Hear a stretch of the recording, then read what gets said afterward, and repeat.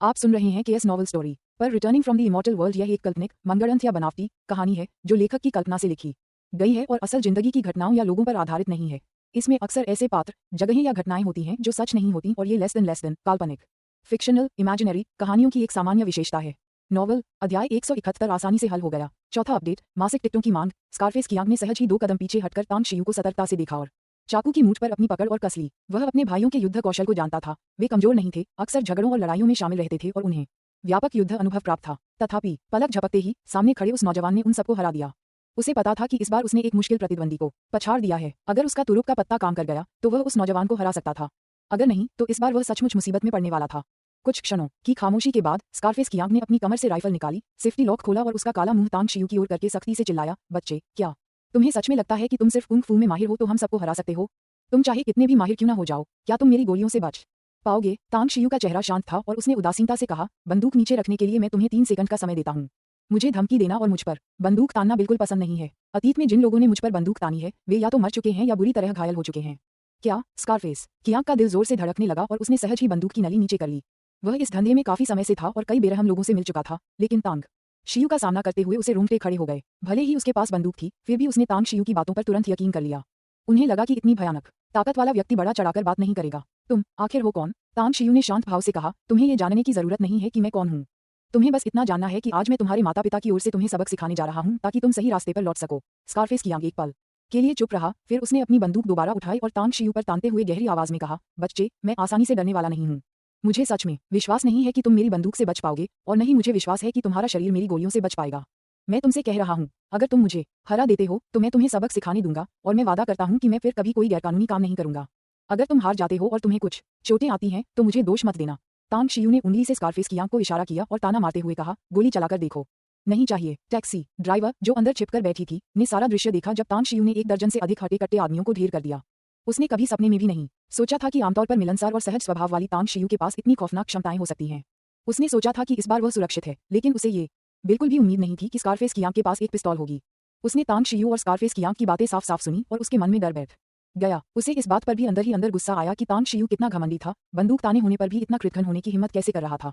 जैसा कि कहावत है, थोड़ा धैर्य शांति लाता है और 1 कदम पीछे हटने से विशाल आकाश खुल जाता है। आज सबसे बुरी स्थिति में मुझे बस कुछ पैसों का नुकसान होगा, ये मेरी जान गंवाने से बेहतर है। उसने कार का दरवाजा धक्का देकर खोला, तांग शियू के पास दौड़ी और स्कारफेस की आंख से घबराकर कहा, भाई, मेरा छोटा भाई बेवजह जिद कर रहा है, कृपया इसे दिल पर मत लो। मैं तुम्हें पैसे दे दूंगी, मेरे पास जितने भी पैसे हैं सब दे दूंगी। मुझे उम्मीद है कि तुम हमें और कोई परेशानी नहीं दोगे। स्कारफेस ने अपनी आंखें सिकोड़कर ताना मारा, तुम्हारा छोटा भाई? क्या तुम सिर्फ एक टैक्सी ड्राइवर नहीं हो और वह सिर्फ एक यात्री है? क्या तुम उसके लिए खड़े होना चाहते हो? महिला ड्राइवर ने कड़वी मुस्कान के साथ कहा, मैं उसका बचाव नहीं करना चाहती, मैं बस इस बात को बेवजह बढ़ाना नहीं चाहती। हमारे लिए गुजारा करना आसान नहीं है और जब तक हमें पैसे मिलते रहें, परेशानी से बचना ही बेहतर है। वैसे भी अगर तुम उसे मार डालो तो क्या होगा? तुम पर हत्या का आरोप लगेगा, है ना? कहते हैं ना, नदी के किनारे ज्यादा देर खड़े रहने से जूते जरूर भीग जाते हैं। अगर एक दिन सच सामने आ गया तो तुम्हें अपनी जान से इसकी कीमत चुकानी पड़ेगी। वह रुकी, तांग शियू के उदासीन चेहरे पर एक नजर डाली, उसकी आस्तीन को जोर से खींचा, फिर जबरदस्ती मुस्कुराते हुए बोली, भाई, आप सही कह रहे हैं, वह सचमुच मेरा यात्री है, लेकिन मुझे विश्वास है कि आपने उसके कौशल देखे होंगे। इतना भयानक कुंग फू कौन कर सकता है ऐसा? आप उसे अभी गोली मार सकते हैं और उसे मार सकते हैं, लेकिन क्या आपने इस बारे में सोचा है? वह इतना शक्तिशाली है, उसका परिवार कहाँ है, उसकी पृष्ठभूमि क्या है और वह यहाँ क्यों है? स्कारफेस दम रह गया। तांग शियू के भयानक कौशल ने उसे सचमुच चौंका दिया था, लेकिन उसने पहले इस बारे में ज्यादा नहीं सोचा था। अब ड्राइवर द्वारा याद दिलाए जाने पर उसे तुरंत समझ आ गया कि क्या हुआ था। हाँ, ये युवक लगभग 20 वर्ष का ही लग रहा है। इतने कम उम्र में इतने अद्भुत कौशल रखने वाले इस शख्स के पीछे कोई और भी ताकतवर शख्स जरूर होगा। अगर मैंने किसी ऐसे व्यक्ति को नाराज कर दिया जिसे नाराज करना मेरे बस की बात नहीं, तो मेरी जान को खतरा हो सकता है। और कौन जाने, शायद मैं अपने परिवार के लिए भी मुसीबत खड़ी कर दूं। ये सोचते हुए स्कारफेस की आंख ने धीरे से अपनी पिस्तौल नीचे रख दी। तांग शियू को ध्यान से देखा और कहा, ठीक है, मैं मानता हूँ कि मैं कोई परेशानी खड़ी नहीं करना चाहता। मैं ये भी समझ गया हूँ कि तुम कोई साधारण व्यक्ति नहीं हो। नौजवान, चलो इस मामले को यहीं सुलझाते हैं। तुम मेरे भाइयों के इलाज के लिए मुझे कुछ 1000 युआन दे दो और बात बराबर हो जाएगी। अब से तुम अपने रास्ते जाओ और मैं अपने रास्ते, हम अपने बीच के ही रहेंगे। तांग शियू ने ठंडे लहजे में आदेश दिया, अपनी बंदूक उठाओ। स्कारफेस की आंख ने भौहें चढ़ाईं और तुरंत अपनी बंदूक फिर से तांग शियू की ओर तान दी। पुकारें। एक पल में सब कुछ धुंधला सा हो गया और स्कारफेस की आंख की दाहिनी कलाई टूट गई। हथियार तांग शियू के हाथ में आ गया। तुरंत बाद तांग शियू ने स्कारफेस की आंख के चेहरे पर जोरदार लात मारी, जिससे वह जमीन पर गिर पड़ा। तुम्हें क्या लगता है कि तुम बस ये तय कर लोगे कि इसे कैसे सुलझाना है? मैंने तो अभी सहमति भी नहीं दी है। तुम्हें शुक्र मनाना चाहिए कि तुमने गोली नहीं चलाई, वरना आज मेरा एक हाथ तुम्हारे हाथों से अपाहिज नहीं हुआ होता। तुम जैसे नीच लोग कुछ ही घंटों में इन पहाड़ों के जंगली जानवरों का भोजन बन सकते होगे। महिला ड्राइवर अपने सामने के दृश्य को अविश्वास से देखती रही। स्थिति पूरी तरह उलट गई थी, जिससे वह क्षण भर के लिए स्तब्ध रह गई। वह वहीं अवाक खड़ी रही। तांग शियू और स्कारफेस की आंख को देखती रही, जिसे थप्पड़ मारकर जमीन पर गिरा दिया गया था और उसके मुंह से खून बह रहा था। अब स्कारफेस की आंख को अपने शरीर में एक सिहरन सी दौड़ती हुई महसूस हुई। उसका पूरा शरीर बर्फ की तरह ठंडा हो गया था और वह अपनी कलाई के असहनीय दर्द को भी भूल गया था और अपने चेहरे पर हो रही जलन को भी महसूस नहीं कर पा रहा था। जल्दी, ये तो बहुत तेज है। उसे बस आंखों के सामने एक धुंधलापन सा महसूस हुआ। उसकी कलाई मरोड़ दी गई और पिस्तौल दूसरे व्यक्ति के हाथ में थी। उसे ये भी नहीं पता चला कि दूसरा व्यक्ति लात मारकर कैसे जमीन पर गिर गया। उस क्षण उसे अचानक एहसास हुआ कि अगर उसने पिस्तौल से गोली चला भी दी होती तो शायद वह उस युवक को नुकसान नहीं पहुंचा पाता, बल्कि उसका अपना भाग्य अत्यंत दुखद होता। तांग शियू धीरे से नीचे बैठ गया, स्कारफेस की आंख के चेहरे पर थपथपाया और कहा, क्या तुम्हें मेरी कही बात याद है?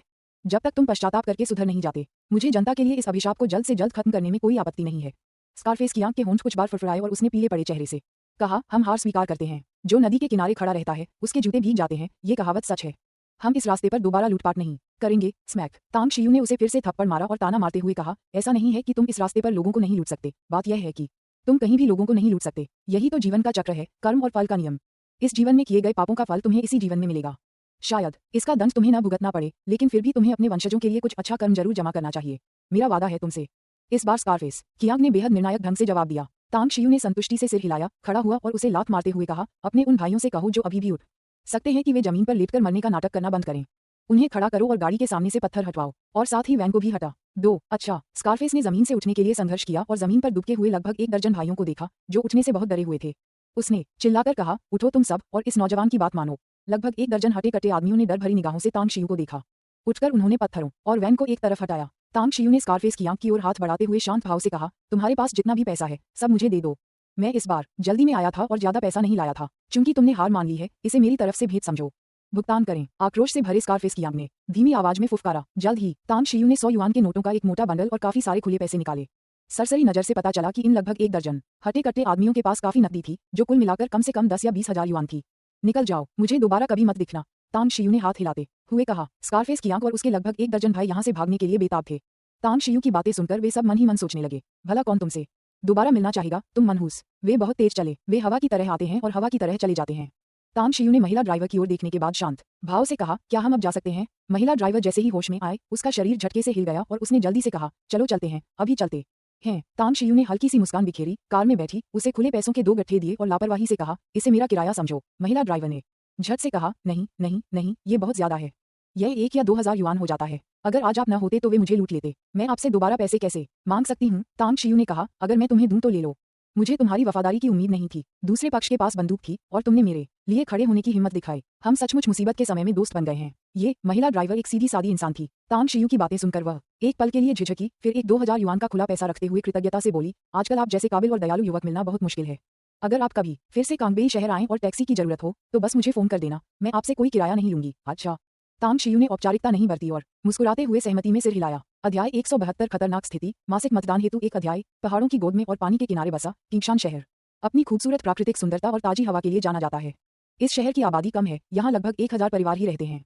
कस्बे में ज्यादा दुकानें नहीं हैं, लेकिन छोटी होने के बावजूद उनमें तेल, नमक, सोया सॉस, सिरका और चाय जैसी बुनियादी जरूरत की सभी चीजें मिलती हैं। और कस्बे के सबसे व्यस्त इलाके में एक होटल भी है। होटल के सामने कार से उतरते ही तांग शियू ने देखा कि काले रंग की ट्रेनिंग यूनिफॉर्म पहने एक अधेड़ उम्र का आदमी उसकी ओर तेजी से बढ़ रहा है। क्या आप श्री तांग हैं? तांग शियू ने कहा, वो मैं ही हूँ। अधेड़ उम्र के व्यक्ति ने आदरपूर्वक कहा, श्रीमान तांग, हमारे मालिक और श्रीमान शाओ काफी समय से इंतजार कर रहे हैं, कृपया मेरे साथ आइए। तांग शियू ने सिर हिलाया और उस अधेड़ उम्र के व्यक्ति के पीछे पीछे होटल में चला गया। दूसरी मंजिल पर एक विशाल और रोशनीदार कमरे में उसकी मुलाकात मियाओ वेंटांग और शाओ मिंगजेन से हुई। उसकी पैनी नजर ने पहली ही नजर में दोनों पुरुषों की चोटों को पहचान लिया। हालांकि चोटें ज्यादा गंभीर नहीं थीं, फिर भी देखने में दयनीय लग रही थीं। भाई तांग, आखिरकार आप आ ही गए। इस बार हमें भारी नुकसान हुआ है। अगर आप नहीं आना चाहते तो हम घर वापस जाने की तैयारी कर रहे होते, मियाओ वेंटांग ने व्यंग्यात्मक मुस्कान के साथ आगे बढ़ते हुए कहा। तांग शियू ने हल्की सी मुस्कान के साथ कहा, कोई बात नहीं, हम सब साधक हैं। संयोगवश मुझे हाल ही में कुछ कीमती अयस्क की आवश्यकता थी। मुझे खुशी है कि जब आपके पास देने के लिए कुछ अच्छा था तो आपने मेरे बारे में सोचा। शाओ मिंगजेन ने बेबसी से कहा, भाई तांग, हमें नहीं पता कि यह अच्छी बात है या नहीं। हालांकि हमें खबर मिली है कि गड्ढे में कीमती खनिज हैं, लेकिन कोई भी निश्चित रूप से नहीं कह सकता कि यह सच है या नहीं। हमने कई बार गड्ढे में जाने की कोशिश की है, लेकिन हम अंदर गहराई तक नहीं जा पाए हैं। तांग शियू ने सिर हिलाते हुए कहा, मुझे पता है, लेकिन आप दोनों ही असाधारण शक्ति वाले साधक हैं। आमने सामने की लड़ाई में तो मैं भी आपका मुकाबला नहीं कर पाऊंगी। आपने फोन पर थोड़ी संयम बरता होगा, है ना? मियाओ वेंटांग ने कहा, हाँ, मैंने थोड़ा संकोच किया था और मुझे उम्मीद है कि भाई तांग को बुरा नहीं लगेगा। पुलिन पर्वतमाला में स्थित सिंखोल के पास के जंगलों में हमारा सामना एक बेहद शक्तिशाली और खूंखार जानवर से हुआ। वह न तो बाघ जैसा दिखता था और न ही तेंदुआ और एक साधारण चीते से भी छोटा था, लेकिन वह अविश्वसनीय रूप से तेज और बेहद बुद्धिमान था। हमने हर संभव प्रयास किया, यहाँ तक कि खुद को घायल करने का जोखिम भी उठाया और उसे केवल मामूली रूप से घायल कर पाए। इसके अलावा सिंखोल तक जाने वाले एकमात्र रास्ते पर एक प्राकृतिक भूलभुलैया जैसी संरचना थी। हम उस भूलभुलैया को समझ नहीं पाए और परिणामस्वरूप हमें वहां भारी नुकसान उठाना पड़ा। मेरे साथ लाए गए लगभग 1 दर्जन भरोसेमंद आदमियों में से 5 अंदर ही मारे गए। तांग शियू ने अपनी आंखें सिकोड़ते हुए धीरे से कहा, क्या तुमने उस भयंकर प्राणी को नहीं देखा? और नहीं तुमने किसी ऐतिहासिक दस्तावेज में उसका कोई उल्लेख देखा है? नहीं। दोनों ने सिर हिलाया। तांग शियू ने कहा, कैसा रहेगा? आप सभी घायल हैं, इसलिए मैं आपको एक दिन आराम करने का समय देता हूँ। कल सुबह हम पुलिन पर्वतमाला के लिए रवाना होंगे। मियाओ वेंतांग ने अपने हाथ मलते हुए हंसते हुए कहा, भाई तांग, हमारी चोटों की चिंता करने की कोई जरूरत नहीं है। पिछली बार जब हम दुष्ट ड्रैगन सागर से लौटे थे तो हमने आपसे एक अनमोल औषधि खरीदी थी और हमारी चोटें सिर्फ 2 दिनों में ठीक हो गईं। हम परसों वापस आए और आपकी विधि के अनुसार बहुत सारी चीनी जड़ी बूटियां इकट्ठा करने के बाद हमने उसका काढ़ा बनाकर पी लिया। अब हमारी अंदरूनी चोटें लगभग पूरी तरह से ठीक हो चुकी हैं और बाहरी चोटें अगले कुछ दिनों में ठीक हो जाएंगी। तांग शियू ने आश्चर्य से पूछा, जड़ी बूटियां इकट्ठा कर रहे हो? मियाओ वेंतांग ने कहा, बिल्कुल सही, ये औषधीय जड़ी बूटियां इकट्ठा करने के लिए है। पुलिन पर्वतमाला लगभग अविकसित है और अभी भी अपने मूल स्वरूप को बरकरार रखे हुए है। वहाँ कई बहुमूल्य औषधीय जड़ी बूटियां उगती हैं। हमारे देश के कई औषधीय जड़ी बूटी व्यापारी समय समय पर यहाँ के स्थानीय निवासियों से जड़ी बूटियां खरीदने आते हैं। तांग शियू हंसते हुए बोली, लगता है ये जगह सचमुच खजाने से भरी है। चलो कुछ बहुमूल्य औषधीय जड़ी बूटियां इकट्ठा करने का मौका ढूंढते हैं। मियाओ वेंतांग ने कहा, मैंने पहले ही किसी को सूटकेस तैयार करने के लिए भेज दिया है। पहाड़ों में जाते समय हम उन्हें अपने साथ ले जाएंगे। अगले दिन मियाओ वेंतांग और शाओ मिंगज़ेन के घाव भर चुके थे और अब उनकी ताकत पर कोई असर नहीं पड़ रहा था। भोर होते ही समूह पैदल ही कस्बे से निकलकर पहाड़ों में प्रवेश कर गया। खिलते फूलों से लदे हरे भरे जंगल बेहद खूबसूरत लग रहे थे। ऊबड़ खाबड़ पहाड़ी रास्ते समूह के लिए समतल जमीन जैसे थे। मियाओ वेंतांग और शाओ मिंगज़ेन इस बार सिर्फ 6 अधेड़ उम्र के पुरुषों को लाए थे। हालांकि वे ताओवादी अनुयायी नहीं थे, फिर भी उनकी मार्शल आर्ट की कुशलता काफी गहरी थी। पर्वतीय यात्रा के दूसरे दिन की शाम को समूह ने पहाड़ों और घाटियों को पार करते हुए अंततः सिंखोल के पास पहुंच गए। रास्ते में उन्हें ज्यादा खतरों का सामना नहीं करना पड़ा, बस कुछ जंगली जानवरों के हमले हुए जिन्हें उन्होंने मार गिराया। आखिरकार मियाओ वेंतांग और शाओ मिंगज़ेन इस रास्ते से कई बार गुजर चुके थे और इससे अच्छी तरह वाकिफ थे।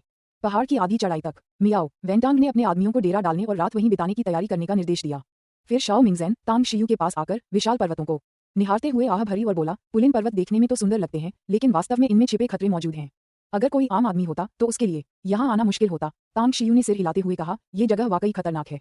आपके कहे अनुसार हम अपने गंतव्य के बहुत करीब हैं। आप और मियाओ वेंतांग के आदमियों को यहीं रुकने दीजिए। वे साधक नहीं हैं। अगर वे हमारे साथ आते हैं तो वे न केवल बोझ बनेंगे बल्कि बाधा भी बनेंगे। शाओ मिंगज़ेन ने कहा, मैं भी बिल्कुल यही सोच रहा था। इस बार हम पहले ही बहुत सारे सैनिक खो चुके हैं और अब हम और सैनिकों को खोने का जोखिम नहीं उठा सकते। तांग शियू ने कहा, खाना खाने के बाद आप सब जाकर आराम कर लीजिए, मैं पहरा दूंगा। शाओ मिंगज़ेन ने तुरंत कहा, भाई तांग, मुझे लगता है कि बेहतर होगा कि बाकी लोग पहरा दें ताकि हम तीनों को थोड़ा आराम मिल सके और हमारा मनोबल ऊंचा रहे। इस तरह कल जब हम भूलभुलैया और गड्ढे में प्रवेश करेंगे तो हम बेहतर प्रदर्शन कर पाएंगे। तांग शियू ने सिर हिलाते हुए कहा, मुझे ऐसा लग रहा है कि आज रात आपने जिस भयंकर जीव का जिक्र किया था वह शायद फिर से प्रकट होगा। अगर हमने उससे निपटा नहीं तो आने वाले दिन बहुत मुश्किल होंगे। शाओ मिंगज़ेन ने बेबसी से कहा, वह खूंखार जानवर बहुत तेज है। हमारे पास उसे घेर कर मारने का कोई तरीका नहीं है। तांग शियू ने आत्मविश्वास भरी मुस्कान के साथ कहा, इसे मुझ पर छोड़ दो। अगर इसने दोबारा आने की हिम्मत की तो मैं सुनिश्चित कर दूंगा कि यह जा न सके। शाओ मिंगज़ेन ने आश्चर्य से पूछा, भाई तांग, क्या आपके पास कोई समाधान है? तांग शियू ने कहा, गठन। शाओ मिंगज़ेन की आंखें चमक उठीं और उन्होंने तुरंत ताली बजाते हुए उत्साह से कहा, बिल्कुल सही। अगर आप उस खूंखार जानवर को फंसाने के लिए जाल बिछा सकते हैं तो उसे पकड़ना और मारना हमारे लिए बहुत आसान हो जाएगा। तो भाई तांग, आप थोड़ी देर आराम कीजिए और जाल बिछाना शुरू कीजिए। मैं जाकर मियाओ वेंतांग और बाकी लोगों को उस खूंखार जानवर को पकड़ने और मारने की तैयारी करने के लिए कहता हूँ। तांग शियू ने उसे रोका, सिर हिलाया और कहा, कोई जरूरत नहीं, मैं उस खूंखार जानवर को खुद संभाल सकता हूँ। आप सब आज रात आराम कीजिए। अगर सब लोग मदद करेंगे तो मुझे डर है कि इससे हालात और बिगड़ जाएंगे। वह किंगशान कस्बे में एक दिन और रुका लेकिन निष्क्रिय नहीं रहा। इसके बजाय उसने कई चीजें खरीदी जिनमें उच्च गुणवत्ता वाला जैड, लेखन ब्रश, स्याही, कागज और स्याही के पत्थर शामिल थे और दर्जनों बिजली के ताबीज बनाए। उसे डर था कि शाओ मिंगज़ेन और मियाओ वेंतांग के आदमी उसे बिजली के ताबीज का इस्तेमाल करते हुए देख लेंगे। अपनी पहचान छिपाकर रखें, इससे परेशानी से बचने में मदद मिलेगी। मियाओ वेंतांग और शाओ मिंगज़ेन के अलावा शायद केवल मास्टर जी यही जानते थे कि वे बिजली के ताबीज बना सकते हैं। इसलिए इस मामले को गुप्त रखना और इसके बारे में जानने वाले अन्य लोगों की संख्या को कम करना ही सबसे अच्छा था। शाओ मिंगज़ेन हिचकिचाते हुए बोली, क्या आपको यकीन है कि आप अकेले ही सब संभाल लेंगी या मुझे आपके साथ आना चाहिए? तांग शियू कुछ पल चुप रही, फिर बोली, तुम्हें यहीं रहना चाहिए।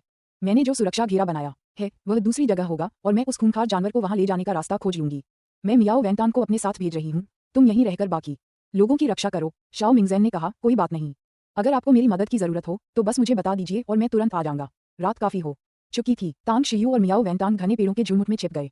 कुछ पेड़ों के बीच एक खुली जगह में तांग शियू ने तेज आग जलाई और रास्ते में तोड़ी गई कुछ सांप की गंध वाली जड़ी बूटियां उसमें बिखेर दी। ये जड़ी बूटी खून बढ़ाने के लिए बहुत अच्छी थी, लेकिन इसका सबसे बड़ा प्रभाव कई जंगली जानवरों को आकर्षित करना था। पृथ्वी पर लौटने के बाद तांग शियू ने चीनी औषधीय जड़ी बूटियों पर लिखी किताबें, जैसे कि जड़ी बूटियों का संग्रह, चीनी औषधीय जड़ी बूटियों की संपूर्ण पुस्तक, पीत सम्राट का आंतरिक क्लासिक और बियांग क्यू के औषध विज्ञान का संग्रह को पढ़ने पर जोर दिया। इसलिए उन्हें पृथ्वी पर मौजूद औषधीय जड़ी बूटियों की भी गहरी समझ है। ये सुबह के शुरुआती घंटों की बात थी। झाड़ियों में छिपकर मियाओ वेंतांग ने धीमी आवाज में पूछा, भाई तांग, क्या आपको लगता है कि वह खूंखार प्राणी यहाँ आकर्षित होगा?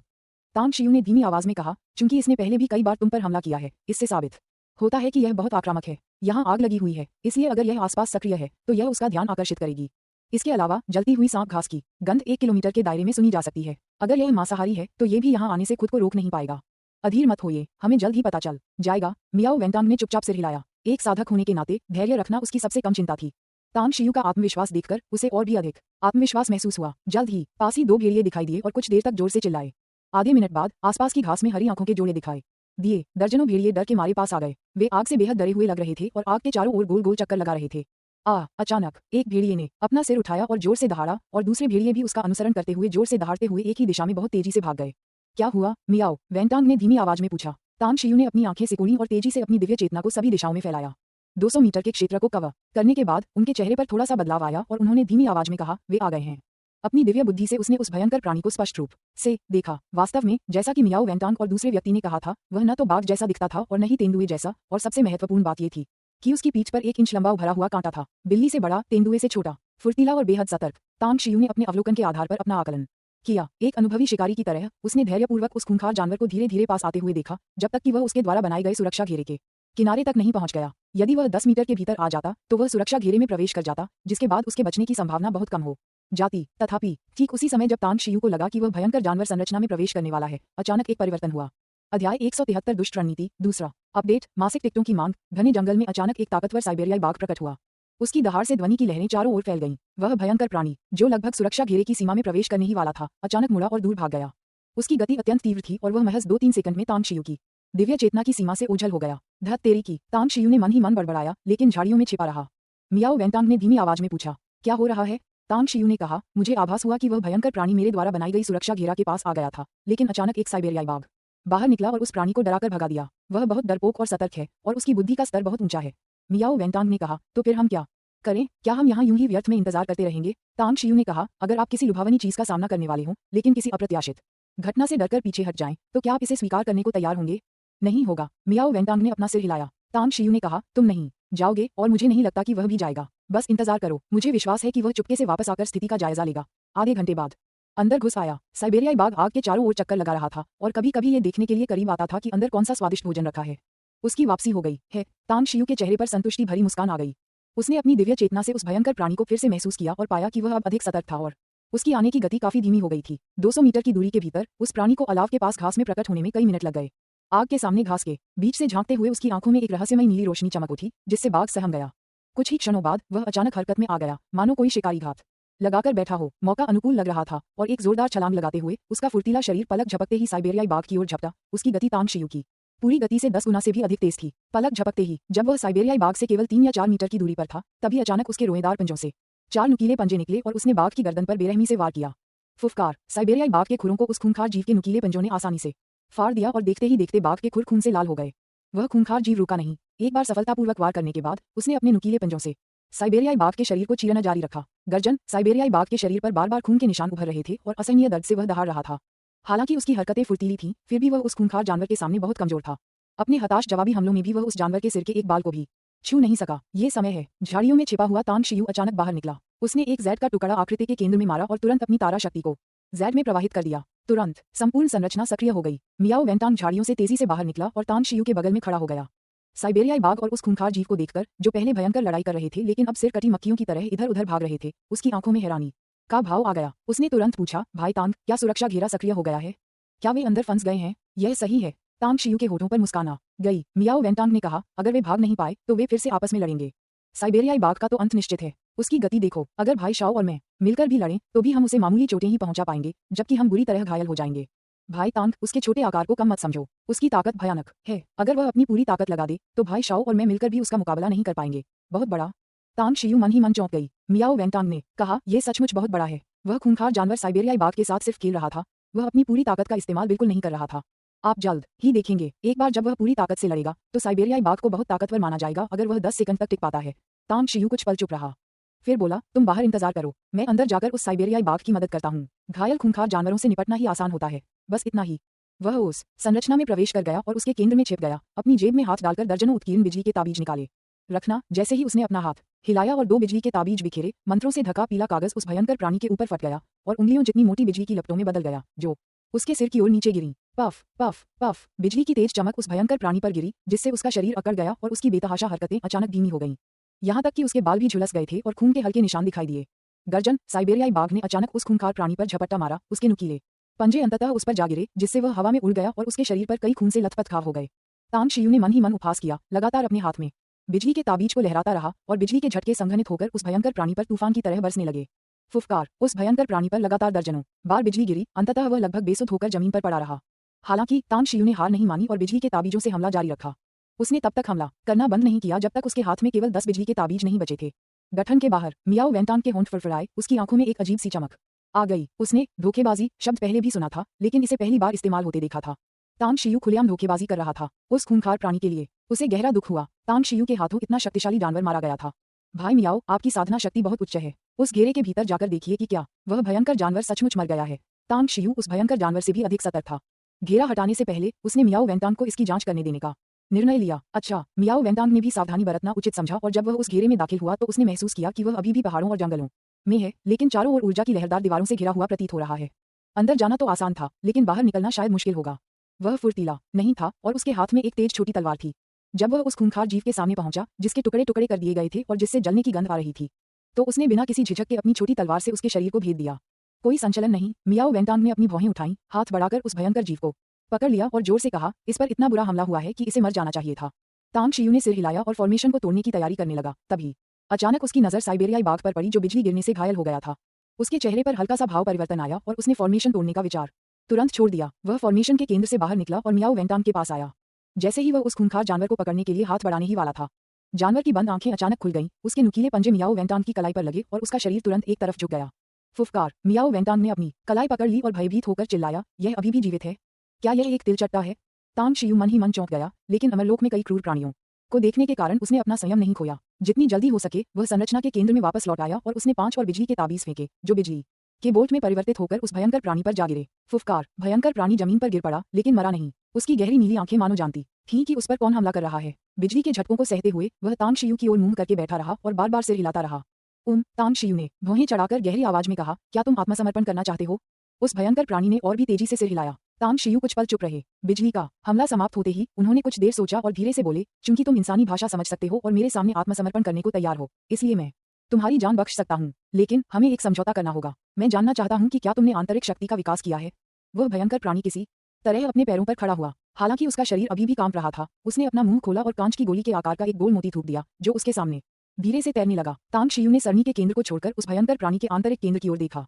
वह हाथ में बिजली का ताबीज लिए उसके पास पहुंचा। जब वह प्राणी से केवल 2 मीटर दूर था, तो उसने अपने बाएं हाथ से दर्जनों उंगली के निशान बनाए, अपनी उंगलियों में तारा शक्ति प्रवाहित की और फिर बिजली की गति से उन्हें आंतरिक केंद्र पर दबा दिया। फुफकार, उस भयंकर प्राणी ने एक चीख मारी, उसका शरीर बुरी तरह कांपने लगा, फिर धीरे धीरे शांत हो गया। उसकी रहस्यमयी नीली आंखें अब तांग शियू को विस्मय और भय से देख रही थीं। वह स्पष्ट रूप से उन दोनों के बीच एक अजीब सा जुड़ाव महसूस कर सकता था। अपने भीतरी भाग को वापस निगल लो। तांग शियू पूरी तरह से शांत होकर बोली। उस भयंकर प्राणी ने अपना मुंह खोला और अपने भीतरी सार को वापस निगल लिया। तुरंत ही उसने देखा कि उसके भीतरी सार पर एक गहरा लाल रंग का निशान उभर आया है। यह निशान किसी टाइम बम की तरह था। अगर तांग शियू चाहता तो वह एक ही विचार से उसके भीतरी सार को विस्फोटित कर उसकी आत्मा को बिखेर सकता था। मियाओ वेंटांग ने तांग शियू और उस खूंखार जानवर को हैरानी से देखा। उसके होंठ कांप रहे थे और वह चिल्लाया, भाई तांग, तुमने क्या किया? ये तांग शियू ने शांत भाव से कहा, मुझे आत्मा राक्षसों को वश में करने की तकनीक आती है। चूंकि यह मेरे सामने आत्मसमर्पण करने को तैयार है, इसलिए मैं इसे अपने साथ ले जाऊंगा। चिंता मत करो, यह मुझे नुकसान पहुंचाने की हिम्मत नहीं करेगा, क्योंकि मेरे एक ही विचार से इसका आंतरिक भाग फट जाएगा और इसकी भयानक मृत्यु हो जाएगी। मियाओ वेंटांग ने हैरानी से कहा, क्या यह वाकई इतना अद्भुत है? तांग शियू ने सिर हिलाकर कहा, सचमुच। मियाओ वेंटांग ने कुछ कहा नहीं, लेकिन अंत में उसने मन बना लिया और आशा भरी निगाहों से बोला, भाई तांग, क्या आप मुझे आत्मा राक्षसों को वश में करने की अपनी तकनीक सिखा सकते हैं? चिंता मत कीजिए, मैं आपका फायदा नहीं उठाऊंगा। आप मुझसे जो भी अनुरोध करें, मैं उन्हें पूरा करने की पूरी कोशिश करूंगा। तांग शियू कुछ पल चुप रही, फिर धीरे से पूछा, क्या आप बहुत अमीर हैं? मियाओ वेंटांग ने जोर से सिर हिलाते हुए कहा, हम काफी मात्रा में उत्पादन कर सकते हैं। तांग शियू ने कहा, मैं इसे आपको 10 अरब में बेच दूंगा। अगर आप इतनी रकम नहीं जुटा सकते, या अगर आप किसी ऐसे व्यक्ति को ढूंढना चाहते हैं जो बोझ साझा कर सके, तो शाओ मिंगज़ेन इसे सीखने के लिए आपके साथ मिलकर काम कर सकता है। अध्याय 174, एक दुखद अंत, तीसरा अपडेट, मासिक टिकटों की मांग। मियाओ वेंटांग बेहद प्रसन्न हुआ और बिना किसी झिझक के बोला, मुझे विश्वास है कि भाई शाओ को ये जानकर सुखद आश्चर्य होगा और वे मान जाएंगे। किंगशान कस्बे लौटते ही मैं आपके खाते में पैसे ट्रांसफर कर दूंगा। तांग शियू ने संतुष्टि से सिर हिलाया और पूछा, क्या आपके पास पहले से तैयार की गई औषधि अभी भी है? इसके घाव गंभीर हैं और इसे कुछ औषधि की आवश्यकता है। पास होना। मियाओ वेंटांग ने सावधानीपूर्वक अपनी छाती से एक छोटी चीनी मिट्टी की बोतल निकाली। तांग शियू ने बोतल उठाई, छोटी चीनी मिट्टी की बोतल से एक गोली निकाली और उसे उस भयंकर जीव के मुंह में डाल दी। फिर उसने बची हुई गोली मियाओ वेंटांग को लौटा दी और कहा, मैं ये घेरा हटा देता हूँ और हम वापस चलते हैं। हम कल गड्ढे में उतरेंगे, उम्मीद है हमें कुछ कीमती चीज मिलेगी। मियाओ वेंटांग मुस्कुराई और बोली, आपसे आत्मा राक्षसों को वश में करने की तकनीक खरीद पाना ही मेरे लिए सबसे बड़ा लाभ है। कल मुझे कुछ मिले या न मिले, मैं पहले से ही संतुष्ट हूँ। तांग शियू ने शांत भाव से मुस्कुराते हुए और कुछ नहीं कहा। मियाओ वेंटांग संतुष्ट तो था, लेकिन पूरी तरह नहीं। हालांकि उसे अप्रत्याशित रूप से एक आत्मा पशु प्राप्त हो गया था और उसने पशु वशीकरण तकनीक का उपयोग करके उसे 1 अरब में बेच दिया था, लेकिन अब उसकी सबसे बड़ी इच्छा बहुमूल्य अयस्क की थी। शिविर में वापस आकर शाओ मिंगज़ेन बिजली की गति से दौड़ते हुए दूर से चिल्लाया, कैसा रहा? क्या तुमने उसे मार डाला? ऐसा लगा जैसे किसी अदृश्य हाथ ने उसकी गर्दन जकड़ ली हो। उसने कुछ घुरघुराहट भरी आवाजें निकाली, लेकिन स्पष्ट शब्द नहीं बोल सका, क्योंकि उसने साफ देखा कि तांग शियू ने उसी प्राणी को पकड़ रखा था जिससे उसे इतनी नफरत थी। मियाओ वेंटांग ने तुरंत आगे बढ़कर पूरी कहानी समझाई। फिर शाओ मिंगज़ेन के हैरान चेहरे को देखकर व्यंग्यात्मक मुस्कान के साथ उसने कहा, तो क्या तुम पशु वशीकरण तकनीक चाहते हो? अगर हाँ, तो हम दोनों को 500 मिलियन मिलेंगे। शाओ मिंगज़ेन की सांसें तेज हो गई और उसने बिना सोचे समझे कहा, हाँ, केवल एक मूर्ख ही इसे नहीं चाहेगा। किंगशान टाउन वापस पहुंचते ही मैं भाई तांग को पैसे दे दूंगा। वह भली भांति जानता था कि ये भयंकर आत्मा राक्षस कितने शक्तिशाली होते हैं और उसे इस बात से बेहद ईर्ष्या हो रही थी कि तांग शियू ने उनमें से एक को प्राप्त कर लिया था। दरअसल उस भयंकर आत्मा राक्षस की युद्ध शक्ति भयावह थी, यहाँ तक कि उसकी वर्तमान शक्ति भी उसका मुकाबला नहीं कर सकती थी। अगर उसे भी ऐसा एक प्राणी मिल जाए तो मानो किसी बाघ को पंख लग गए हों। मियाओ वेंटांग ने कहा, अब संकट समाप्त हो गया है, हम आराम कर सकते हैं और चैन से सो सकते हैं। कल हम प्राकृतिक भूलभुलैया और सिंखोल में प्रवेश करेंगे, ये देखने के लिए कि अंदर क्या है। तांग शियू उन दोनों के बगल में खड़ी रही, कुछ देर चुप रही और फिर बोली, दरअसल मुझे अचानक उस गड्ढे में जाने का मन नहीं कर रहा जिसका तुमने जिक्र किया था। मियाओ वेंटांग ने आश्चर्य से पूछा, क्यों? तांग शियू ने व्यंग्यात्मक मुस्कान के साथ कहा, इस आत्मा राक्षस को वश में करने से पहले मेरे मन में एक अस्पष्ट खतरे का आभास था। पहले तो मुझे लगा कि इसी आत्मा राक्षस की वजह से ये सब हुआ है, लेकिन इसे वश में करने के बाद मुझे पता चला कि ऐसा बिल्कुल नहीं था। वास्तव में संकट का वह आभास और भी बढ़ गया। क्या आपको याद है जब हम दुष्ट ड्रैगन सागर में थे, उन 3 द्वीपों का सामना करते समय मुझे यही अनुभूति हुई थी? मियाओ वेंटांग ने आश्चर्य से पूछा, भाई तांग, क्या आपकी धारणा में कुछ गड़बड़ है? क्या अब आप पीछे हटने वाले हैं? तांग शियू ने सिर हिलाते हुए कहा, मैं पीछे नहीं हटूंगा। अब जब हम यहाँ आ ही गए हैं तो हम इस गड्ढे में जो कुछ भी है उसकी खोज करेंगे, लेकिन मुझे सावधान रहना होगा, वरना हम सब वहीं मर सकते हैं। मियाओ वेंटांग और शाओ मिंगज़ेन ने एक दूसरे की ओर देखा और सावधानीपूर्वक सिर हिलाया। तांग शियू के प्रति उनमें एक बेहद रहस्यमय भाव था और उनके साथ रहने से उन्हें हमेशा बहुत कुछ सीखने को मिलता था, इसलिए वे तांग शियू के हर शब्द और हर कार्य को महत्व देते थे। अगली सुबह जैसे ही पहाड़ के पीछे से सूरज की पहली किरणें पड़ी, तांग शियू अपने तंबू से बाहर निकला और उसने 6 हटे कट्टे आदमियों को खाना बनाते देखा। उसके मन में ईर्ष्या की भावना जाग उठी। मियाओ वेंटांग और शाओ मिंगज़ेन के आदमी निस्संदेह आज के समाज के सबसे ऊंचे तबके के लोगों में शुमार थे। उन्हें अपने इशारों पर नचाना उनके लिए बहुत सुविधाजनक होता।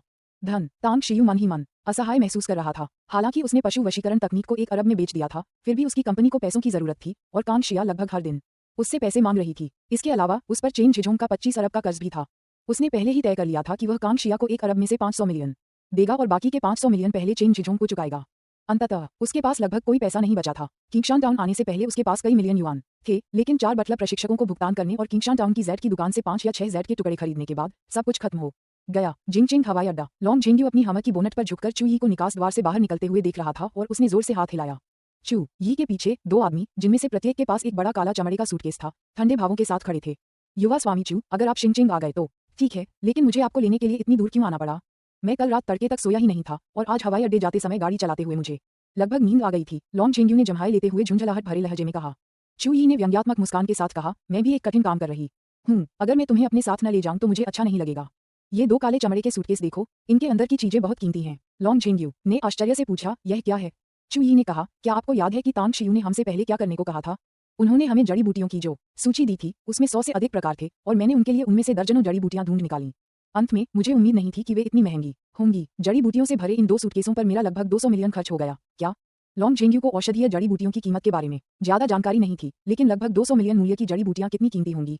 चू यी, जब तुम तांग शियू के साथ थे तो तुमने उससे इतनी सारी औषधीय जड़ी बूटियां क्यों नहीं मांगी? चू यी ने सिर हिलाते हुए कहा, यह उनका निजी मामला है और इसमें दखल देना हमारे लिए उचित नहीं है। संक्षेप में, हम अपनी तरफ से हर संभव मदद करने की पूरी कोशिश करेंगे। लॉन्ग झेंग्यू हंसते हुए बोली, तुम तो बस मेरी तारीफ कर रही हो। चू यी ने आंखें घुमाई और हंसते हुए कहा, तुम उसकी चापलूसी तो नहीं कर रहे थे? अगर चापलूसी नहीं कर रहे थे तो तुमने उसे नांझा टाउन का सबसे अच्छा विला क्यों दिया? लॉन्ग झेंग्यू ने बार-बार हाथ हिलाया और तुरंत विषय बदल दिया। मैं तांग शियू को फोन करके पूछूंगा कि वह अभी कहाँ है। हम इसे सीधे उसे पहुंचा देंगे। चू यी ने व्यंग्यात्मक मुस्कान के साथ कहा, मैंने पहले ही कॉल करने की कोशिश की है, लेकिन फोन बंद है।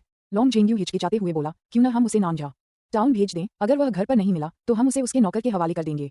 चू यी ने आश्चर्य से कहा, क्या तांग शियू के पास सचमुच एक बटलर है? लॉन्ग जेंग्यू हंसते हुए बोला, उसके पास ऐसी कई चीजें हैं जिनकी आप उम्मीद नहीं करेंगे। ठीक है, चलिए नानझा टाउन जाते हुए आराम से बातें करते हैं। चांगशा में एक उच्च स्तरीय आवासीय समुदाय। सू शांगवेन सोफे पर बेसुध पड़ा था, मानो उसका मन विचारों में खोया हुआ हो। उसकी पत्नी झांग मियुन उसके सामने बैठी रो रही थी। उनके बच्चे सू जियांगफेई और सू यानिंग चुपचाप खड़े थे, उनके चेहरे गुस्से से भरे हुए थे।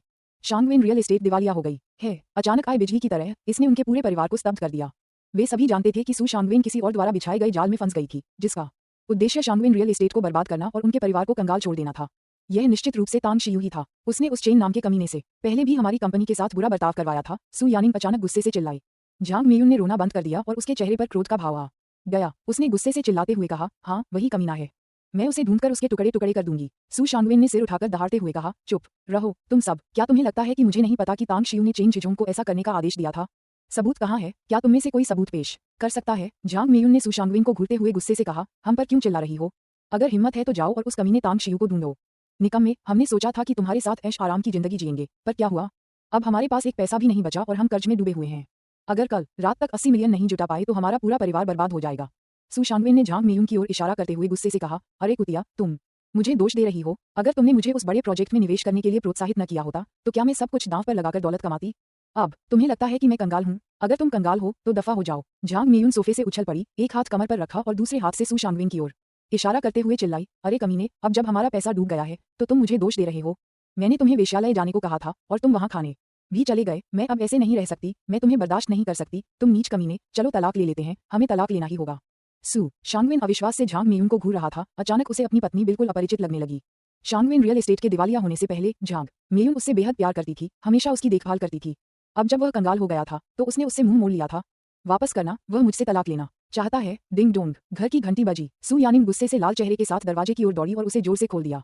बाहर वर्दी पहने कई पुलिसकर्मियों को देखकर उसका गुस्सा थम गया। आप किसे ढूंढ रहे हैं? दरवाजे के बाहर एक पुलिसकर्मी ने भारी आवाज में पूछा, क्या ये झांग मियुन का घर है? हाँ, सू यानिंग हिचकिचाई। पुलिसकर्मी ने सू यानिंग को एक तरफ धकेलकर बैठक में प्रवेश किया। वहां उसने गुस्से से भरी झांग मियुन को देखा। उसने तुरंत अपना पुलिस पहचान पत्र दिखाया और गंभीर स्वर में कहा, झांग मियुन, हमें सूचना मिली है कि 2.5 साल पहले आप एक हिट एंड रन मामले में शामिल थीं। कृपया हमारे साथ जांच में सहयोग करने के लिए चलें। झांग मियुन स्तब्ध था और सू जियांगफेई और सू यानिंग भी स्तब्ध थे। एक तरफ खड़ी सू शांगवेन अचानक हंस पड़ी। झांग मियुन, मैंने कभी नहीं सोचा था कि तुम्हारा ये हाल होगा। क्या तुम मुझसे नफरत करती हो? करो, टक्कर मारकर भाग जाना, ये तो गंभीर अपराध है। क्या तुम तलाक चाहती हो? ठीक है, चलो तलाक ले लेते हैं। मैं आखिरी बार तुमसे जेल में मिलने आऊंगी और यह सुनिश्चित करूंगी कि तुम्हारी भयानक मौत हो। झांग मियुन का चेहरा पल भर में पीला पड़ गया, उसकी आंखों में डर झलक रहा था। वह दौड़कर सू शांगवेन के पास गई और फूट फूट कर रोने लगी, पतिदेव, मुझसे गलती हो गई, ये सब मेरी ही गलती है। मुझे गुस्से में आपसे वो सब बातें नहीं कहनी चाहिए थी। मुझे दोष मत दीजिए, कृपया इन पुलिस वालों से कहिए कि यह सब गलतफहमी थी। मैंने टक्कर मारकर भागने की घटना को अंजाम नहीं दिया। अध्याय 175 उचित दंड, चौथा अद्यतन, मासिक टिकटों की मांग, मेरे रास्ते से हट जाओ। झांग मियुन के भयभीत चेहरे को देखकर सू शांगवेन को अचानक तीव्र संतुष्टि का अनुभव हुआ। उसने आखिरकार झांग मियुन का असली चेहरा देख लिया था। यह नीच औरत लालची थी और वह 20 साल से अधिक समय तक उसके साथ रहा था, जिसका पता उसे आज ही चला। सू यानिंग फूट फूट कर रोने लगी। उसने कभी सपने में भी नहीं सोचा था कि उसका खुशहाल परिवार इस तरह बिखर जाएगा। अपने पिता के भावहीन चेहरे और मां के भयभीत चेहरे को देखकर वह रोते हुए बोली, पिताजी, मां ने गुस्से में ऐसा कहा था। अपने गुस्से को अपने विवेक पर हावी न होने दीजिए। पुलिस को बता दीजिए कि यह सब झूठ है। मेरी मां निर्दोष है, उसने किसी को मारा नहीं और न ही मौके से भागी। कृपया उन्हें बता दीजिए। पुलिसकर्मी ने सू शांगवेन के परिवार को आश्चर्य से देखा और कुछ पल चुप रहने के बाद गंभीरता से कहा, अभी आपको कुछ कहने की जरूरत नहीं है। पुख्ता सबूत के बिना हम यहाँ कभी नहीं आते। झांग मियुन, हमारे साथ वापस चलो, बस इतना ही। उसने सू शांगवेन की ओर देखते हुए शांत भाव से कहा, अगर मैं गलत नहीं हूँ तो आप सू शांगवेन हैं, शांगवेन रियल एस्टेट के मालिक। हालांकि आपकी कंपनी ने अनुबंध धोखाधड़ी के कारण दिवालियापन घोषित कर दिया है, लेकिन दूसरी पार्टी आप पर 80 मिलियन की धोखाधड़ी का मुकदमा कर रही है। अगर आप कल रात तक 80 मिलियन का इंतजाम नहीं कर पाए तो आपको जेल भी जाना पड़ सकता है। बेहतर होगा कि आप सावधान रहें। सू शांगवेन कांप उठा और उसके दिल में निराशा की भावना उमड़ पड़ी। सब खत्म हो गया। उसे पता था कि उसका खेल खत्म हो चुका है। 80 मिलियन की तो बात ही छोड़िए, उसके पास अभी 80,000 भी नहीं है। इसके अलावा उसकी कंपनी के दिवालिया होने की खबर उसके सामाजिक दायरे में फैल चुकी है। ऐसे समाज में जहां पेड़ गिरने पर बंदर इधर उधर भागते हैं, दीवार गिरने पर सब उसे धक्का देते हैं, भला कौन उसे उधार देगा? सू शांगवेन अपनी पत्नी को पुलिस द्वारा ले जाते हुए देखता रहा और अपने बच्चों को फूट फूट कर रोते हुए देखकर मानो उसके शरीर की सारी ताकत पल भर में खत्म हो गई हो और वह सोफे पर ऐसे गिर पड़ा जैसे उसमें हड्डियां ही न हों। पिताजी, मेरे चचेरे भाई को ढूंढिए, उसके पास जरूर कोई समाधान होगा। सू जियांगफेई अचानक रोना बंद कर दिया और जल्दी से बोली, चचेरा भाई? सू शांगवेन अपने बेटे को खाली निगाहों से देखता रहा। उसे समझ नहीं आ रहा था कि वह किसके बारे में बात कर रहा है। सू जियांगफेई चिल्लाई, पिताजी, आप किस बात का इंतजार कर रहे हैं? जाए मेरे चचेरे भाई तांग शियू को ढूंढिए। वह इतने बड़े बड़े लोगों को जानता है, उसके पास जरूर कोई ना कोई रास्ता होगा। अगर उसने सच में ऐसा किया है तो यह इसलिए है क्योंकि उसे बुरा लगता है कि हम उसे नीचा समझते हैं। बस हम उससे माफी मांग लें, वह जरूर माफ कर देगा। तांग शियू सू शांगवेन ने कड़वाहट भरी हंसी हंसते हुए अपने बेटे सू जियांगफेई को निराशा से देखा। अचानक उसके मन में अपने बेटे का गला घोंटने की तीव्र इच्छा हुई। उन्हें यह बहुत मजेदार लगा क्योंकि यह पहली बार था जब उन्होंने अपने बेटे को तांग शियुई को अपना चचेरा भाई कहते हुए सुना था। सू यानिंग ने जल्दी से कहा, हाँ बिल्कुल पिताजी, चलिए हम दोनों मिलकर मेरी चचेरी बहन और मेरी चाची को ढूंढते हैं। मेरी चाची आसानी से बहक जाती हैं, वो मेरी चचेरी बहन को मेरी माँ को बचाने के लिए जरूर मना लेंगी और हो सकता है कि वो हमें कर्ज चुकाने के लिए पैसे उधार लेने में भी मदद करें। सू शांगवेन पहले तो घोर निराशा में डूबा हुआ था और अब वह पूरी तरह से जीवनहीन हो चुका है।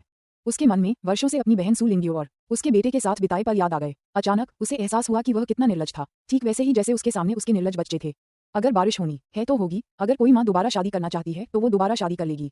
होने दो। सू शांगवेन बेजान होकर उठा और किसी मुर्दे की तरह कमरे में वापस चला गया। उसने अंदर से दरवाजा बंद किया, फिर बिस्तर के पास रखी मेज पर गया, दराज खोला, एक सजावटी चाकू निकाला और अपनी कलाई की धमनी पर जोर से वार किया। उसकी दुनिया धुंधली पड़ने लगी। उसका आखिरी विचार यही था कि अगर उसे सब कुछ दोबारा करने का मौका मिले तो वह फिर कभी नाजायज औलाद नहीं बनना चाहेगा। प्री पर्वत, समतल पहाड़ी ढलान पर तांग शियू, मियाओ वेंटांग और शाओ मिंगजेन ने नाश्ता किया और फिर हल्के कदमों से अपने गंतव्य की ओर चल पड़े। प्राकृतिक भूलभुलैया तांग शियू के लिए कोई चुनौती नहीं थी। अमर लोक में वह सबसे कुशल सरनी मास्टर्स के बराबर थे। यदि उनकी साधना अभी भी बरकरार होती तो वह सबसे जटिल सरणियों को भी आसानी से संभाल सकते थे। सब कुछ सुचारू रूप से चला। तीनों एक प्राकृतिक भूलभुलैया से होते हुए पहाड़ की चोटी पर एक गड्ढे के किनारे पर पहुंच गए। ये गड्ढा कई मीटर गहरा और 10 मीटर से अधिक व्यास का है और ऐसा लगता है कि यह किसी उल्कापिंड के टकराने से बना है। ऊपर से नीचे देखने पर तीनों को तल पर कई काले छेद स्पष्ट रूप से दिखाई दे रहे थे और 10 मीटर से अधिक ऊपर भी वहां भी छेद दिखाई दे रहे थे। नीचे उतरो, तांग शियू ने गहरी आवाज में कहा। मियाओ वेंटांग ने जल्दी से तांग शियू को रोका और व्यंग्यात्मक मुस्कान के साथ कहा, हम नीचे नहीं जा सकते। हमारे आदमियों ने अपनी कमर में रस्सियां बांधी और धीरे धीरे नीचे उतरने लगे, लेकिन जब वे आधे रास्ते तक पहुंचे तो कई जहरीले सांप दिखाई दिए और कुछ अजगर तो जांघ जितने मोटे थे। दूसरी बार जब हम आए तो हम बहुत सारा रियल पाउडर लाए थे, लेकिन उससे कोई फायदा नहीं हुआ। यहाँ के सांप बहुत जहरीले हैं और लगता है कि उनमें कुछ बदलाव आ गए हैं। तांग शियू ने भौहें चढ़ाते हुए उस आत्मा पशु को देखा जिसके घाव काफी हद तक ठीक हो चुके थे और गहरी आवाज में पूछा, छोटे जानवर, क्या नीचे बहुत खतरा है? नन्हा शैतान, तांग शियू ने ही इस आत्मा पोषक को ये नाम दिया था। तांग शियू का सवाल सुनकर उसने जल्दी से सिर हिलाया, उसकी आंखों में डर साफ झलक रहा था। तांग शियू ने भौहें चढ़ाईं, कुछ देर सोचा और फिर बोला, चूंकि आप इन विषैले सांपों के खतरे को जानते हुए भी इस जगह की खोज करने को तैयार हैं, इसका मतलब है कि आपने पहले से ही कोई योजना बना ली है। मुझे बताइए, हम नीचे कैसे उतरेंगे? मियाओ वेंटांग ने कहा, चलो कोई दूसरा रास्ता ढूंढते हैं। तांग शियू ने पूछा, तुम्हारा क्या मतलब है? मियाओ वेंटांग ने कहा, यहाँ नीचे कई रास्ते हैं तो इस पहाड़ पर जरूर कोई गुफा का प्रवेश द्वार होगा।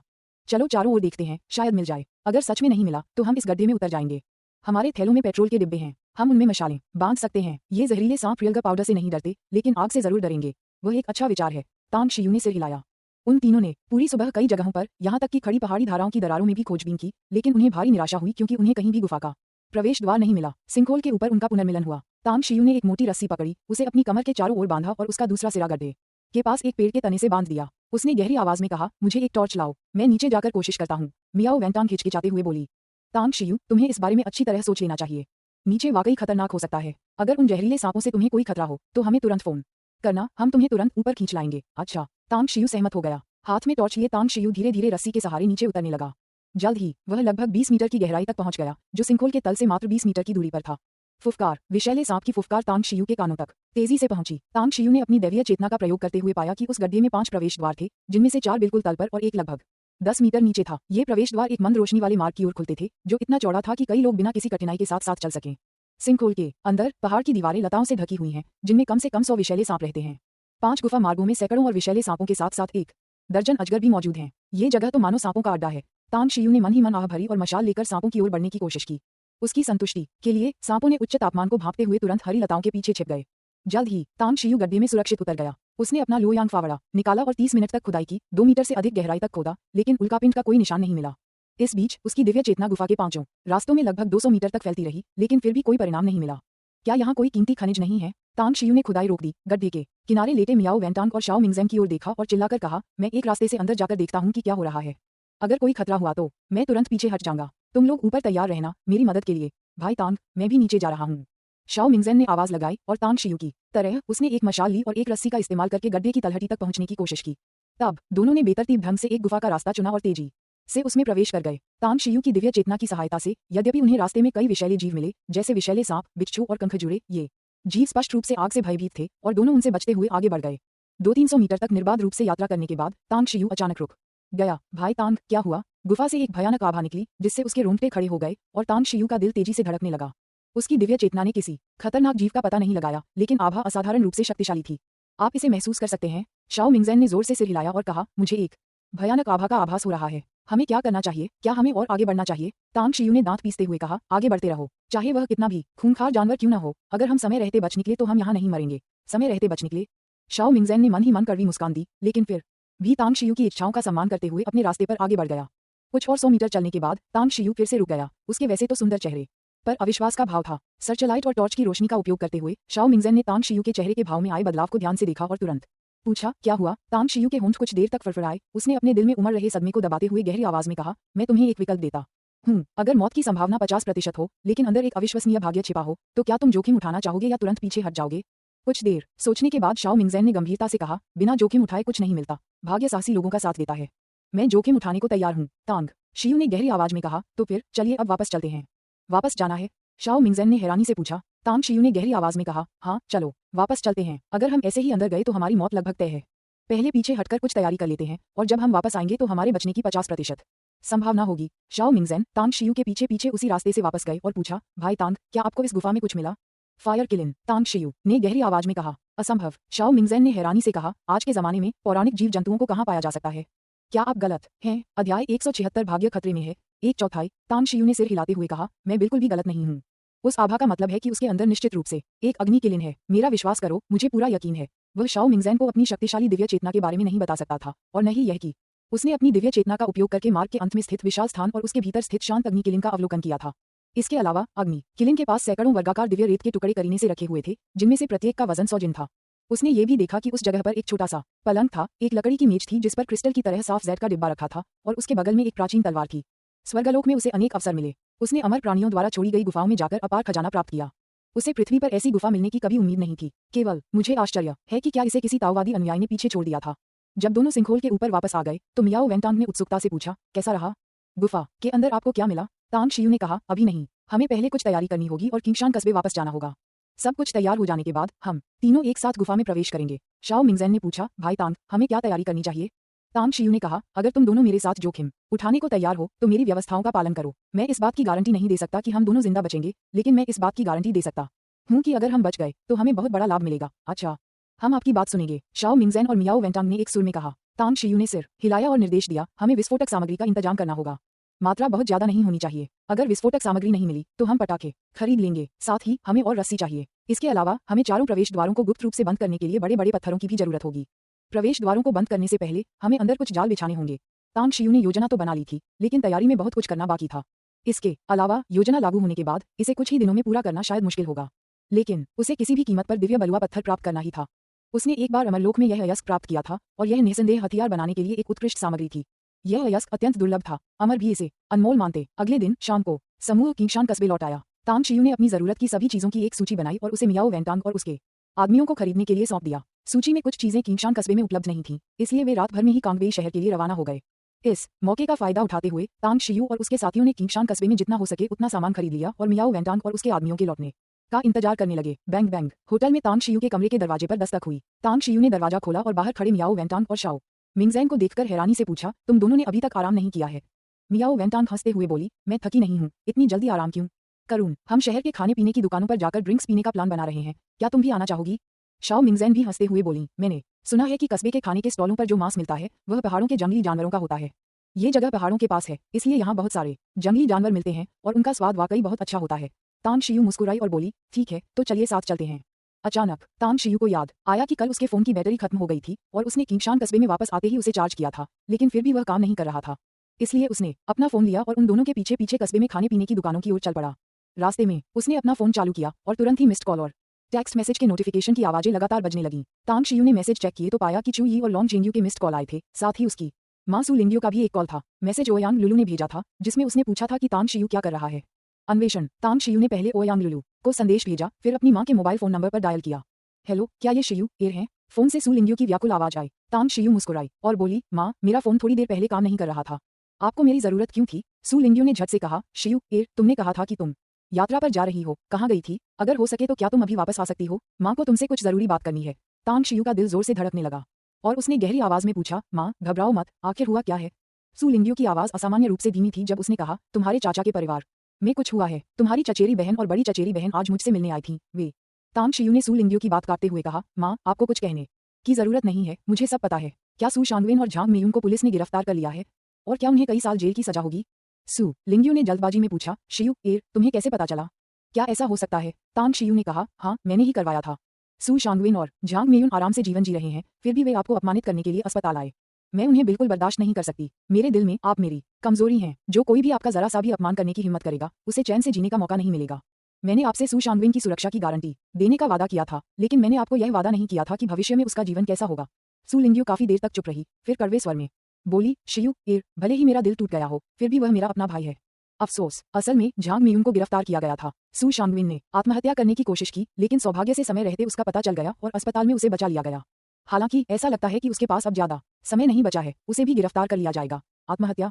तांग शियू ने भौहें चढ़ाकर कहा, क्या वह वार सहन नहीं कर सकता? क्या वह मरना चाहता है? सू लिंग्यू ने कहा, हाँ, हालांकि उसे बचा लिया गया है, फिर भी उसकी हालत गंभीर है। शियू मैं तुमसे विनती करती हूँ, झांग मेयुन का गिरफ्तार होना एक बात है, लेकिन तुम्हारे चाचा, क्या तुम उनकी मदद कर सकती हो? वह एक बार मर चुके हैं, शायद उन्हें पछतावा हो और वे एक अच्छे इंसान बन जाएं।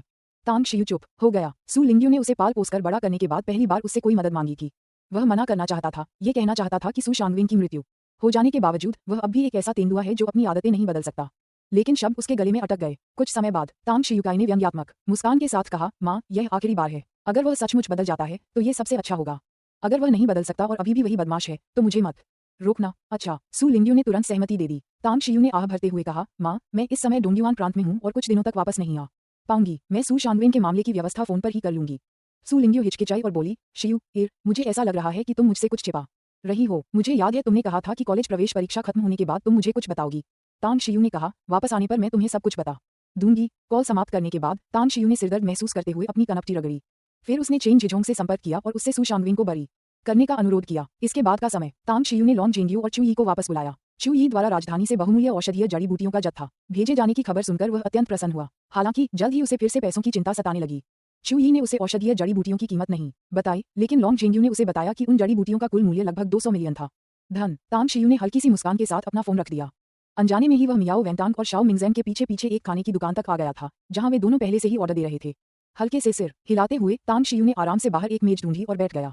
मैंने सचमुच मन बना लिया है कि अब मुझे अपनी जिंदगी बदलनी है। धिक्कार है, अगर आप नदी के किनारे लंबे समय तक खड़े रहेंगे तो आपके जूते भीगेंगे ही। इस कहावत ने उन्हें एक ऐसा सबक सिखाया है जिसे वे कभी नहीं भूलेंगे। आज रात ये ड्रिंक खत्म करने के बाद मैं बड़े शहर में अपनी किस्मत आजमाने जा रहा हूँ।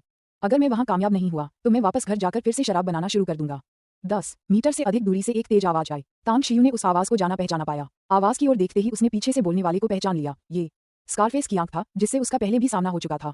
पिछली बार मिले लगभग एक दर्जन हटे कट्टे आदमियों के विपरीत उनकी मेज पर बैठे समूह में 7-8 अधेड़ उम्र के आदमी थे, सभी नए चेहरे। भाई कियांग, हम आपको लंबे समय से सलाह दे रहे हैं कि आप दोबारा ऐसा न करें। अब वो दौर नहीं रहा जब हमें सिर्फ अपनी ही चिंता करनी हो। अगर आपको कुछ हो जाता है तो अपनी पत्नी और बच्चों के बारे में सोचिएगा। चलिए, आपके लिए दुआ करते हैं कि आप एक नई शुरुआत कर सकें। जी हाँ, भाई कियांग बुद्धिमान और ईमानदार हैं। अगर वे वैध तरीके से भी व्यापार करेंगे तो भविष्य में सफल होंगे। हम आपका सम्मान करते हैं भाई कियांग। अगर बाहर सब ठीक न चले तो वापस आकर शराब बनाना शुरू कर देना। शराब बनाने में आपकी महारत बेमिसाल है, हम सब भाई इसे बखूबी जानते हैं। ज्यादा से ज्यादा मैं कोई दूसरा काम ढूंढ लूंगा। अगर आपकी बढ़िया शराब नहीं बिकी तो मैं शहर में कुछ और चक्कर लगाऊंगा ताकि आप उसे प्रमोट करने में मदद कर सकें। अपने उन भाइयों को देखते हुए जो उनके साथ पले बड़े थे, स्कारफेस कियांग ने गहरी भावना से अपना गिलास उठाया और बड़े उत्साह से कहा, तुम सब मेरे अच्छे भाई हो, इसलिए मैं धन्यवाद नहीं कहूंगा। चलो, मेरा दिल तो इस पे में है, एक एक करके सब खत्म करो। साइड पर तांग शियू के चेहरे पर मुस्कान आ गई। घर लौटा हुआ बिगड़ा बेटा सोने से भी कीमती होता है। स्कारफेस कियांग स्वभाव से बुरा नहीं था और उसने अपने साथ भाइयों और दोस्तों का एक समूह बना लिया था। ऐसा व्यक्ति वाकई काबिल था। अगर वह सुधर जाए तो तांग शियू को पूरा विश्वास था कि वह भविष्य में बड़ी बड़ी उपलब्धियां हासिल करेगा। शराब बना रहे हो, यह एक अच्छा व्यवसाय है। तांग शियू मुस्कुराया और सिर हिलाया, फिर अचानक उसके चेहरे पर एक विचार आया और वह जम गया। क्या वह भी शिंगचिंग लौटने के बाद शराब बनाने की योजना नहीं बना रहा था? अगर स्कारफेस कियांग को शराब बनाना आता है तो उसे वापस क्यों न लाया जाए और उसकी मदद ली जाए? अगर मुमकिन हो तो वह अपनी खुद की शराब की भट्टी भी खोल सकता है। जब तक वह अपनी विधि से शराब बनाएगा वह निश्चित रूप से बढ़िया शराब बना पाएगा और फिर उसे बिक्री की चिंता बिल्कुल नहीं करनी पड़ेगी। इसके अलावा बार खोलने में ज्यादा पैसा नहीं लगता, मैं खुद ही एक बार खोल सकता हूँ। अगर स्कारफेस कियांग इसे संभालने के लिए उपयुक्त नहीं है तो मैं इसे तांग शिया को सौंप सकता हूँ। ये सोचते हुए तांग शियू ने एक बार फिर स्कारफेस कियांग की ओर देखा। भाई तांग, खाने पीने का सारा सामान ऑर्डर कर दिया है। ये खाने का स्टॉल वाकई बहुत अच्छा है, यहाँ बहुत सारी बढ़िया चीजें मिलती हैं। मियाओ वेंटांग और शाओ मिंगजैंग खुशी खुशी लौटकर तांग शियू के बगल में बैठ गए। अध्याय 177 वह मनहूस है 2/4। तांग शियू को खाने पीने में कोई खास दिलचस्पी नहीं थी। उसके 2 इरादे थे। पहला, वह किलिन के मुंह से खाना चुराकर गुफा से स्वर्गीय रेत हासिल करना चाहता था। कुछ टुकड़े भी उसके लिए लंबे समय तक काफी होते। दूसरा, वह पैसा कमाना चाहता था। हाल ही में जमा हुए लगभग 200 मिलियन के कर्ज ने पैसा कमाने के उसके इरादे को और भी मजबूत कर दिया था। मुझे आपका पैसा मिल गया है, क्या मैं पूछ सकता हूँ कि क्या आपके पास और पैसा है? दोनों मुस्कुराते चेहरों को देखकर तांग शियू ने एक बार फिर उन पर नजर डाली। उसके पास बहुत सारा अच्छा सामान था, कुछ तो पशु वशीकरण तकनीक से 1000 गुना बेहतर। उसने फैसला किया कि जब तक शाओ मिंगजेन और मियाओ वेंटांग इसे वहन कर सकते हैं, वह उन्हें कुछ और चीजें बेच देगा, कम से कम अपने मौजूदा कर्ज को चुकाने के लिए। मियाओ वेंटांग ने हैरानी से पूछा, और भी कुछ है? भाई तांग, क्या सच में आपके पास पैसों की इतनी कमी है? तांग शियू ने कहा, यह बहुत शक्तिशाली है। मियाओ वेंटांग ने मुस्कुराते हुए कहा, आपको जितनी भी जरूरत हो, जब तक हमारे पास है, आप उसे ले सकते हैं और पहले इस्तेमाल कर सकते हैं। तांग शियू ने सिर हिलाते हुए कहा, अगर आपके पास बहुत पैसा है तो मैं आपके साथ एक और सौदा करने की योजना बना रहा हूँ। हालांकि शर्त यह है कि आपके पास पर्याप्त पैसा हो। मियाओ वेंटांग और शाओ मिंगजेन ने एक दूसरे की ओर देखा और फिर एक के बाद एक बोले, 1 और 1.5 अरब उपलब्ध कराना कोई समस्या नहीं है। 1 अरब। तांग शियू मुस्कुराया और बोला, मैं नुकसान उठाकर आपको 2.5 अरब में एक साधना तकनीक बेच दूंगा, कैसा रहेगा? अमरता प्राप्त करने की साधना तकनीकें? मियाओ वेंटांग परेशान दिख रहा था और व्यंग्यात्मक मुस्कान के साथ बोला, भाई तांग, अगर कोई और चीज होती, जैसे कि पशु वशीकरण तकनीक, तो हम उसे सहर्ष स्वीकार कर लेते। लेकिन हम सब साधक हैं और हमारे पास पहले से ही अपनी अपनी साधना विधियां हैं। भले ही आप हमें जो साधना विधि बेच रहे हो वह उत्कृष्ट हो, हम शुरुआत से तो नहीं सीख सकते, है ना? शाओ मिंगजेन ने सिर हिलाते हुए कहा, एक ही समय में 2 तकनीकों का अभ्यास करना असंभव नहीं है। हालांकि मुझे लगता है कि एक तकनीक पर ध्यान केंद्रित करना सबसे अच्छा विकल्प है। आखिरकार हमारी ऊर्जा सीमित है। तांग शियू ने सिर हिलाते हुए कहा, ध्यान से सुनो, मैं साधना तकनीकों की बात नहीं कर रहा हूँ, मैं अमर साधना तकनीकों की बात कर रहा हूँ। मियाओ वेंटांग ने हंसते हुए कहा, भाई तांग, आप क्या बकवास कर रहे हैं? इस दुनिया में अमरता प्राप्त करने की कोई तकनीक नहीं है। तांग शियू ने मुड़कर खाने की दुकान पर खड़े एक वेटर को इशारा किया और उससे कागज और कलम मांगकर लिखना शुरू किया। 12 मिनट बाद उसने साधारण आरामदेह साधना तकनीकों का एक सेट स्पष्ट रूप से लिख लिया था, साथ ही अभ्यास के लिए विस्तृत टिप्पणियां भी लिखी थीं। मियाओ वेंटांग को ये देते हुए उसने शांत भाव से कहा, अगर इसे पढ़ने के बाद आपको लगता है कि यह साधना तकनीक 2.5 अरब के लायक नहीं है, तो मुझे कुछ नहीं कहना। मियाओ वेंटांग ने कुछ संशय के साथ पुस्तक ली, वहीं शाओ मिंगजेन भी आगे बढ़े। दोनों ने दीपक की रोशनी में तांग शियू द्वारा लिखित साधना पुस्तिका को ध्यानपूर्वक पढ़ा। आधे मिनट बाद दोनों हैरान दिखे। 1 मिनट बाद वे दोनों कुछ हैरान से लग रहे थे। 2 मिनट बाद वे दोनों अचेतन रूप से खड़े हो चुके थे, उनके शरीर कांप रहे थे और उनकी निगाहें उनके हाथों में मौजूद साधना पुस्तिका पर टिकी हुई थीं। 5 मिनट बाद में दोनों ने बड़ी मुश्किल से अपना सिर घुमाया और तांग शियू को हैरानी से देखते रहे। काफी देर तक वे कुछ बोल नहीं पाए। क्या आप सचमुच इसे हमें 2.5 अरब में बेचने को तैयार हैं? मियाओ वेंटांग ने अंततः कांपती हुई आवाज में पूछा। हाँ, तांग शियू ने शांत भाव से सिर हिलाया। मियाओ वेंटांग ने मेज पर हाथ पटका और चिल्लाते हुए कहा, हमने इसे खरीद लिया। 2.5 अरब। अगर हमें अपनी सारी संपत्ति भी बेचनी पड़े तो भी हम कुछ ही दिनों में आपके खाते में पैसे ट्रांसफर कर देंगे। शाओ मिंगजेन ने भी जोर से कहा, इसमें कुछ ही दिन लगेंगे। अभी मैं कंपनी के महाप्रबंधक से संपर्क करता हूँ और उनसे कहता हूँ कि वे जल्द से जल्द आपके खाते में पैसे ट्रांसफर कर दें। इसके अलावा भाई मियाओ और मैं इस पैसे को आपस में बांट लेंगे। लगभग 12 मीटर दूर स्कारफेस, कियांग और उसका समूह जमकर शराब पी रहे थे, तभी अचानक उन्हें मियाओ वेंटांग और शाओ मिंगजेन के चिल्लाने की आवाज सुनाई दी, जिससे वे चौंक गए। शराब के नशे से चेहरा लाल कर चुके एक हटे कट्टे आदमी ने गुस्से से चिल्लाते हुए कहा, अरे बगल वाली मेज पर बैठे लोगों, ऐसे उछलना कूदना बंद करो। तुमने तो लगभग मेरी जान ही निकाल दी। मैं डरपोक हूँ, अगर तुमने मुझे डराया तो तुम मुसीबत में पड़ जाओगे। एक और आदमी चिल्लाया, सही कहा, हमारे दिल इसे बर्दाश्त नहीं कर सकते, इसलिए हमें डराओ मत। 2.5 अरब। तुम आसमान की तरफ देखे बिना ही शेखी बघार रहे हो। क्या तुम्हें आसमान में भूत लाने का डर नहीं है? अगर तुम्हारे पास 2.5 अरब होते तो तुम इस वीरान जगह पर क्यों आते? तुम यहाँ सड़क किनारे की दुकान पर खाने क्यों आते? स्कारफेस ने अपना सिर घुमाया और शाओ मिंगजेन और मियाओ वेंटांग को गुस्से से घूरा। हालांकि जब उसकी नजर अनजाने में तांग शियू के मुस्कुराते चेहरे पर पड़ी तो उसकी आंखें अचानक तेज हो गईं। पलक झपकते ही स्कारफेस की आंख अपनी कुर्सी से उछल पड़ा। उसने उन दोनों भाइयों के सिर पर थप्पड़ मारा जिन्होंने उससे बदतमीजी की थी और चिल्लाते हुए बोला, तुम लोग अपनी शराब पियो, इतना हंगामा क्यों? उन दोनों भाइयों के थोड़ा जोर से बोलने में क्या दिक्कत है? चलो देखते हैं कि हम तुम्हें डराकर मार डालते हैं या नहीं। दोनों हटे कट्टे आदमी अवाक रह गए। उन्हें समझ नहीं आया कि स्कारफेस की आंख का क्या मतलब था। स्कारफेस की आंख ने उनकी अनदेखी की और दौड़ते हुए खाने के स्टॉल के मालिक के पास गया और सबसे महंगी शराब की 2 बोतलें मंगवाईं। अपने स्वस्थ हाथ से उन्हें पकड़े हुए वह तांग शियू के पास चापलूसी भरी मुस्कान के साथ पहुंचा, झुककर प्रणाम किया और बोला, भाई, मुझे बहुत खेद है, मेरे भाइयों ने थोड़ी ज्यादा शराब पी ली है। कृपया महोदय उन्हें दोष न दें, ये 2 बोतलें मेरी ओर से उनकी माफी हैं। आशा है आप लोग आनंद लेंगे। स्कारफेस की आंख के भाइयों में से एक उसके इस व्यवहार को देखकर अचंभित रह गया।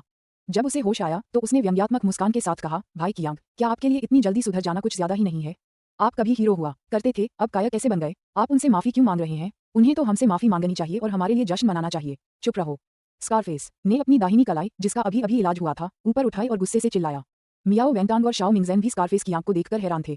उन्हें एहसास हुआ कि अभी अभी उन्होंने अपना संयम खो दिया था, इसीलिए वे थोड़ा जोर से चिल्लाए थे। लेकिन चेहरे पर निशान वाला ये बड़ा आदमी माफी मांगने के लिए ऐसे क्यों आ रहा था, मानो वह चापलूसी कर रहा हो। उसकी आंखों में ऐसा लग रहा था मानो उसने कुछ भयानक देख लिया हो। तांग शियू ने शांत भाव से कहा, कोई बात नहीं, यह कोई गंभीर बात नहीं है। आपने बहुत अच्छा किया, मैं बहुत संतुष्ट हूँ। ये सुनकर स्कारफेस की आंख अत्यंत प्रसन्न हुआ और बार बार सिर हिलाते हुए बोला, आपकी उदारता के लिए धन्यवाद भाई। मेरे सभी भाई बड़े ही दबंग हैं, क्यों न मैं उन्हें बुलाकर आपको कुछ पेय पदार्थ पिलाऊं? उसने ये बात जोर से कही, लेकिन मन ही मन वह तुरंत भाग जाना चाहता था। उसने तांग शियू का खौफनाक स्वभाव देखा था और उसके मन में ये धारणा थी कि तांग शियू निश्चित रूप से एक निर्दयी और क्रूर राक्षस है। तांग शियू ने सिर हिलाते हुए कहा, उन्हें यहाँ आकर बधाई देने की जरूरत नहीं है, लेकिन मुझे पार्टी में तुमसे कुछ बात करनी है। पार्टी खत्म होने के बाद मेरा इंतजार करना, मुझे तुमसे कुछ कहना है। क्या? स्कारफेस की आंख हक्का बक्का रह गया। उसने मुस्कुराने की कोशिश की, लेकिन वह रोने से भी बदतर लग रही थी। वह भाग जाना चाहता था, लेकिन तांग शियू की इच्छा का उल्लंघन करने की हिम्मत नहीं कर सका, इसलिए वह केवल लाचारी से सहमति में सिर हिला सका। जैसे ही स्कारफेस की आंख अपनी मेज पर लौटा, उन हटे कट्टे आदमियों में से एक ने उलझन में पूछा, भाई की आंख, वह लड़का कौन है? उसे देखकर आपने ऐसे क्यों बर्ताव किया जैसे आपने कोई भूत देख लिया हो? क्या इतना डरना वाकई जरूरी था? स्कारफेस ने मुश्किल से अपनी बात कही। तांग शियू की तरफ देखा और जब उसने देखा कि तांग शियू उसकी तरफ नहीं देख रहा है, तो उसे थोड़ी राहत मिली। वह थोड़ा झुककर फुसफुसाया, तुम सब चुप रहो, मेरी टूटी कलाई देखी उस आदमी ने की है। हम 1 दर्जन से ज्यादा लोग थे और उसने हमें पल भर में ढेर कर दिया। मैंने उस पर बंदूक तानी थी और उसने आसानी से मुझसे बंदूक छीन ली। क्या तुम्हें लगता है कि तुम लोग उसका मुकाबला कर सकते हो? फुफकार। टेबल पर बैठे बाकी सभी हटे कट्टे आदमी सदमे से हौंफने लगे। उन्होंने पहले स्कारफेस की आंख से घटनाक्रम सुना था, लेकिन उन्हें कभी उम्मीद नहीं थी कि यहाँ उनका सामना ऐसे निर्दयी और क्रूर व्यक्ति से होगा, जिसने उन्हें लूट भी लिया। लड़ाई शुरू करने वाले दोनों हटे कट्टे आदमी धीरे धीरे पसीने से तरबतर हो गए और स्कारफेस की आंख को कृतज्ञता भरी नजरों से देखने लगे। मैं उसके 2 दोस्तों से मिला हूँ, वे हमारे शहर के एक होटल में ठहरे हुए हैं और मैं आपको बता रहा हूँ, उनके साथ बहुत सारे अंगरक्षक हैं। लेकिन एक हटे कट्टे आदमी ने हिचकिचाते हुए अपनी बात रोक दी। स्कारफेस की आंख ने हैरानी से पूछा, लेकिन क्या? उस हटे कट्टे आदमी ने कहा, मुझे नहीं पता ये लोग कहाँ से आए हैं, लेकिन ये आम लोग तो बिल्कुल नहीं हैं। वो दोनों और उनके अंगरक्षकों का दल, लगता है वो प्रिंस पहाड़ों में गए थे। बाद में उन्हें भारी नुकसान उठाना पड़ा। मैं आपको बता रहा हूँ, ये सच है, मौतें हुई और कई लोग गंभीर रूप से घायल हुए। जैसा कि आप सब जानते हैं, मेरी पत्नी उस होटल में वेट्रेस का काम करती है और उसने ये सब अपनी आंखों से देखा। मरने वालों को एसयूवी गाड़ियों में ले जाया गया, लेकिन गंभीर रूप से घायल लोग वहीं रुके रहे। हैरानी की बात ये है कि वे 2-3 दिनों में लगभग पूरी तरह ठीक हो गए। ये तो वाकई अजीब है। स्कारफेस और बाकी लोग स्तब्ध रह गए। ये बिल्कुल ही विचित्र था, लेकिन वे मन ही मन इस बात से राहत महसूस कर रहे थे कि उन्होंने वास्तव में तांग शियू और उसके साथियों को नाराज नहीं किया था। 1 घंटे बाद तांग शियू और उसके 2 साथियों के खाना खत्म करने के बाद बिल चुकाने से पहले ही खाने के स्टॉल के मालिक ने उन्हें बताया कि स्कारफेस की आंख ने पहले ही उनका बिल चुका दिया है। तांग शियू ने दूसरी मेज पर अकेले इंतजार कर रहे स्कारफेस की आंख की ओर देखा और मियाओ वेंटांग और दूसरे आदमी से कहा, तुम दोनों पहले वापस जाओ, मुझे कुछ निजी काम निपटाने हैं। अच्छा। मियाओ वेंटांग और शाओ मिंगजेन सहमत हो गए और होटल की ओर चल पड़े। तांग शियू बहुत काबिल था, इसलिए उन्हें उसके मुसीबत में पड़ने की बिल्कुल भी चिंता नहीं थी। खाने पीने की दुकानों में तांग शियू ने स्कारफेस की आंख को इशारा किया और उसके आने के बाद उसने अपने सामने वाली कुर्सी की ओर इशारा किया और मुस्कुराया, कृपया बैठ जाओ। स्कारफेस की आंख बनावटी मुस्कान के साथ बैठ गया, लेकिन उसे बेहद असहज महसूस हो रहा था। उसने पूछा, भाई, मुझे यहाँ रुकने के लिए कहने के पीछे आपके क्या निर्देश हैं? तांग शियू ने कहा, आज आपके प्रदर्शन से मैं बहुत संतुष्ट हूँ। नए सिरे से शुरुआत करने की आपकी क्षमता दर्शाती है कि आपने मेरी बात सुनी है, इसलिए मैं आपको एक मौका देना चाहता हूँ। स्कारफेस की आंख ने हैरानी से पूछा, अवसर? कैसा अवसर? तांग शियू ने पूछा, मैंने सुना है कि आप शराब बना सकते हैं और आप इसमें काफी कुशल हैं। स्कारफेस की आंख ने तुरंत जवाब दिया, ये खानदानी शराब बनाने की तकनीक है। मैं 25 साल की उम्र तक अपने पिता के साथ शराब बनाता था। उनके गुजर जाने के बाद मैंने परिवार की शराब बनाने की भट्टी छोड़ दी। मैं गुंडों और बदमाशों के साथ समय बिताने लगा। बाद में मैंने थोड़ा नाम कमा लिया और बड़ा भाई बन गया, इसलिए मैं थोड़ा बहक गया। अगर आपने मुझे सही सबक न सिखाया होता तो मुझे डर है कि मैं एक के बाद एक गलतियां करता और भविष्य में बड़ी मुसीबत में पड़ जाता। अध्याय 178 खजाने की खोज 3/4। तांग शियू ने चुपचाप स्कारफेस की आंख की व्यंग्यात्मक मुस्कान देखी, लेकिन मन ही मन बहुत संतुष्ट हुआ। उसने सिर हिलाकर कहा, मैंने सुना है कि अब आपकी शादी हो गई है और आपके बच्चे भी हैं। स्कारफेस की आंख ने कहा, हमारी शादी को 8-9 साल हो गए हैं और हमारा बच्चा अब प्राथमिक विद्यालय में पढ़ता है। उसे अच्छी शिक्षा देने के लिए मैंने उसे शहर के एक शीर्ष प्राथमिक विद्यालय में भेजा है। मेरी पत्नी भी उसकी देखभाल के लिए वहीं जाती है। तांग शियू मुस्कुराई और बोली, अब जब आपकी पत्नी और बच्चे व्यवस्थित हो गए हैं, तो क्या आप एक स्थिर और आशाजनक करियर चाहेंगे? यदि आपको इसकी आवश्यकता है तो मैं आपको सही दिशा दिखा सकती हूँ। स्कारफेस की आंख ने आश्चर्य से पूछा, कौन सी सड़क? तांग शियू मुस्कुराया और बोला, मेरे पास शराब बनाने की एक प्राचीन विधि है। अगर आप मेरी जरूरतों के हिसाब से बढ़िया शराब बना सकते हैं तो मैं एक वाइनरी बनवाकर आपको उसका प्रबंधन सौंप सकता हूँ। अगर आपको सिर्फ शराब बनाना आता है तो मैं आपको 10% शेयर दे सकता हूँ और आपको मुख्य शराब निर्माता बनने के लिए कह सकता हूँ। स्कारफेस की आंख ने उत्सुकता से पूछा, बार खोलने में आप कितना पैसा निवेश करने की योजना बना रहे हैं? तांग शियू मुस्कुराए और बोले, कहना मुश्किल है, लेकिन मुझे जो वाइनरी स्थापित करनी है वह कम से कम बड़े पैमाने की होनी चाहिए। जब तक उत्पादन पर्याप्त रहेगा, बिक्री में कोई समस्या नहीं होगी। साथ ही आप फैक्ट्री मैनेजर बन सकते हैं और मैं वाइनरी को अपनी समूह कंपनी के नाम पर रखूंगा। स्कारफेस की आंख ने फिर पूछा, आपकी समूह कंपनी कौन सी है? तांग शियू ने कहा, शेंग तांग समूह। स्कारफेस की आंख ने ये नाम पहले कभी नहीं सुना था, इसलिए उसने सिर हिलाकर कहा, क्या आप मुझे इस बारे में सोचने के लिए कुछ समय दे सकते हैं? आखिरकार यह एक बड़ा मामला है। तांग शियू ने कहा, मुझे अपना फोन नंबर दे दीजिए, मैं यहाँ कुछ दिनों के लिए रुकूंगा। आशा है कि आप मेरे जाने से पहले मुझे जवाब दे देंगे। वैसे अगर आप मेरे साथ काम करने का फैसला करते हैं तो आपको मेरे साथ शिंगचिंग वापस आना होगा। शेंग तांग ग्रुप शिंगचिंग में है और मैं वहाँ भी अपना बार खोलने की योजना बना रहा हूँ। अच्छा। स्कारफेस ने सिर हिलाया। अगले दिन दोपहर को मियाओ वेंटांग और शाओ मिंगजेन के आदमियों ने कैंगबेई शहर से अपनी जरूरत का सामान खरीदा और किंगशान कस्बे लौट आए। उन्हें विस्फोटक तो नहीं मिले, लेकिन वे काफी मात्रा में आतिशबाजी का सामान हासिल करने में कामयाब रहे। 9 लोगों का एक समूह। हम फिर से प्री पर्वत श्रृंखला में प्रवेश करते हैं। इस बार तांग शियू ने मियाओ वेंटांग और शाओ मिंगजेन के आदमियों को पहाड़ पर आधे रास्ते में नहीं छोड़ा। इसके बजाय वह उन्हें गड्ढे के पास ले गया और रस्सियों की मदद से चट्टान और सभी तैयार सामान को नीचे उतारने में उनकी मदद ली। पूरे 2 दिन तांग शियू की व्यवस्था के तहत सब कुछ तैयार था। गड्ढे में खड़े होकर मियाओ वेंटांग ने पूछा, भाई तांग, अब सब कुछ तैयार है और आपके निर्देशानुसार हमारे सभी आदमी चले गए हैं, अब हम तीनों को आगे क्या करना चाहिए? तांग शियू ने कहा, रुको, इंतजार। मियाओ वेंटांग ने हैरानी से पूछा। तांग शियू ने कहा, पिछले कुछ दिनों से मैं तुम्हारे और शाओ मिंगज़ेन के ऑरा में बदलाव महसूस कर सकता हूँ, जिसका अर्थ है कि तुमने वह अमर साधना तकनीक सीखनी शुरू कर दी है जो मैंने तुम्हें बेची थी। हालांकि तुम्हारी नींव अभी बहुत कमजोर है और तुम्हारी वास्तविक शक्ति को पूरी तरह से विकसित होने में शायद लंबा समय लगेगा। अब से लेकर कल सुबह तक हमें आराम करना चाहिए और अपनी चरम अवस्था में वापस आना चाहिए। कल हम जिएंगे या मरेंगे ये पूरी तरह से हम पर निर्भर करता है, समझा? मियाओ वेंटांग और शाओ मिंगज़ेन ने एक ही समय पर सिर हिलाया। अगले दिन भोर होते ही तांग शियू और उसके 2 साथी गड्ढे की तलहटी में फिर से प्रकट हुए।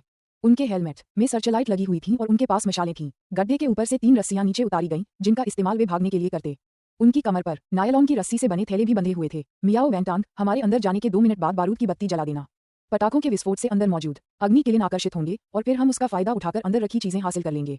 याद रखना, हमारी सहायता करना तुम्हारा कर्तव्य है। बाद में हमने जो बड़ी बांस की टोकरी तैयार की है उसे रस्सी से बांध देना।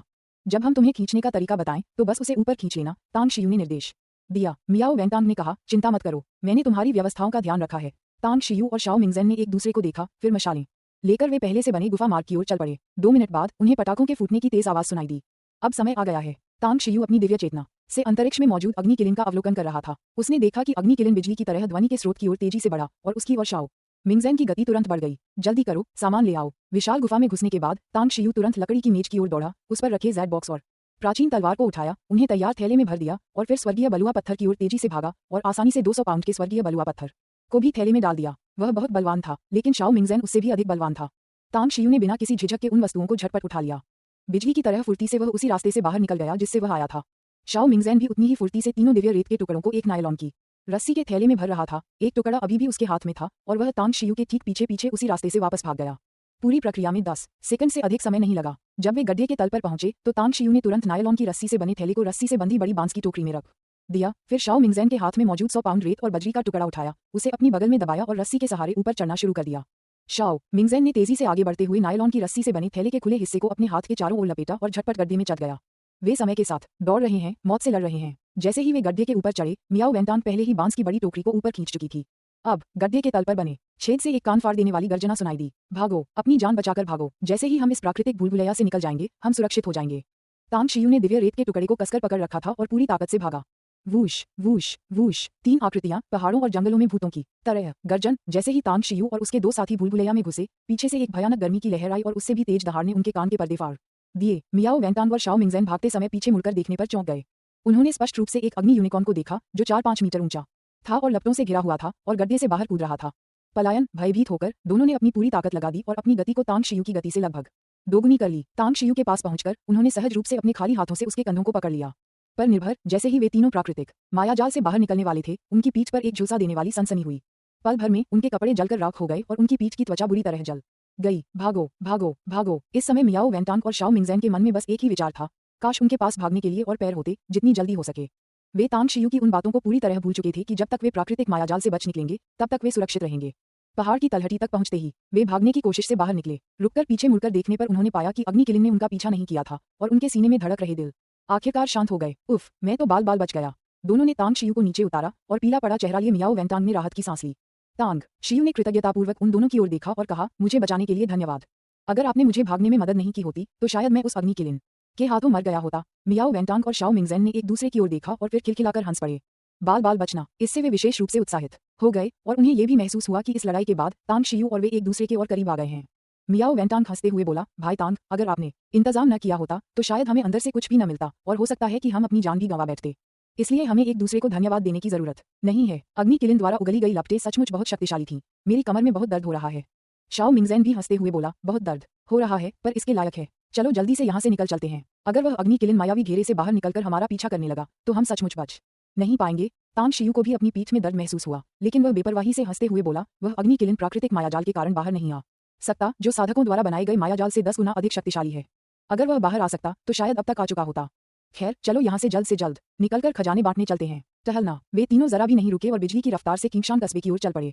पहाड़ों और घाटियों को पार करने के एक दिन बाद वे तीनों थक चुके थे, लेकिन फिर भी वे शाम को किंगशान शहर वापस पहुंच गए। जितनी तेजी से वे वहां गए थे उससे दोगुनी से भी अधिक तेजी से होटल में तांग शियू ने देर तक तरोताजा करने वाला स्नान किया, साफ कपड़े पहने और जैसे ही वह अपने कमरे से बाहर निकला उसने शाओ मिंगज़ेन को भी अपने कमरे से बाहर आते देखा। दोनों ने एक दूसरे को देखकर मुस्कुराया और फिर मियाओ वेंटांग के दरवाजे पर दस्तक दी। जल्दी अंदर आओ। मियाओ वेंटांग ने दरवाजा खोला और बोलते हुए तौलिए से अपने गीले बालों को सुखाया। दोनों के अंदर जाने के बाद उसकी नजर कोने में रखे 2 नायलॉन की रस्सी वाले थैलों और बलुआ पत्थर के टुकड़े पर पड़ी। तांग शियू चलकर पास आया और दोनों थैलों से दिव्य बलुआ पत्थर निकाले। कुल मिलाकर 6 दिव्य बलुआ पत्थर, एक प्राचीन तलवार और एक क्रिस्टल स्पष्ट जेड बॉक्स थे। बलुआ पत्थर को आसानी से विभाजित किया जा सकता है। तीनों व्यक्तियों में से प्रत्येक को 2-2 टुकड़े मिल सकते हैं। मियाओ वेंटांग और शाओ मिंगजेन ने प्राचीन तलवार में कोई दिलचस्पी नहीं दिखाई, इसलिए उनका ध्यान जेड के डिब्बे पर केंद्रित था। केवल तांग शियू ने प्राचीन तलवार उठाई, उसकी जांच की और उसके होठों पर मुस्कान आ गई। ये तलवार और परी की कहानी नहीं है, यह एक उड़ने वाली तलवार थी जिसे किसी साधक ने इस्तेमाल किया था। हालांकि उसे नहीं पता था कि यह गुफा में कैसे पहुंची, तांग शियू ने इसे बिना किसी झिझक के स्वीकार कर लिया।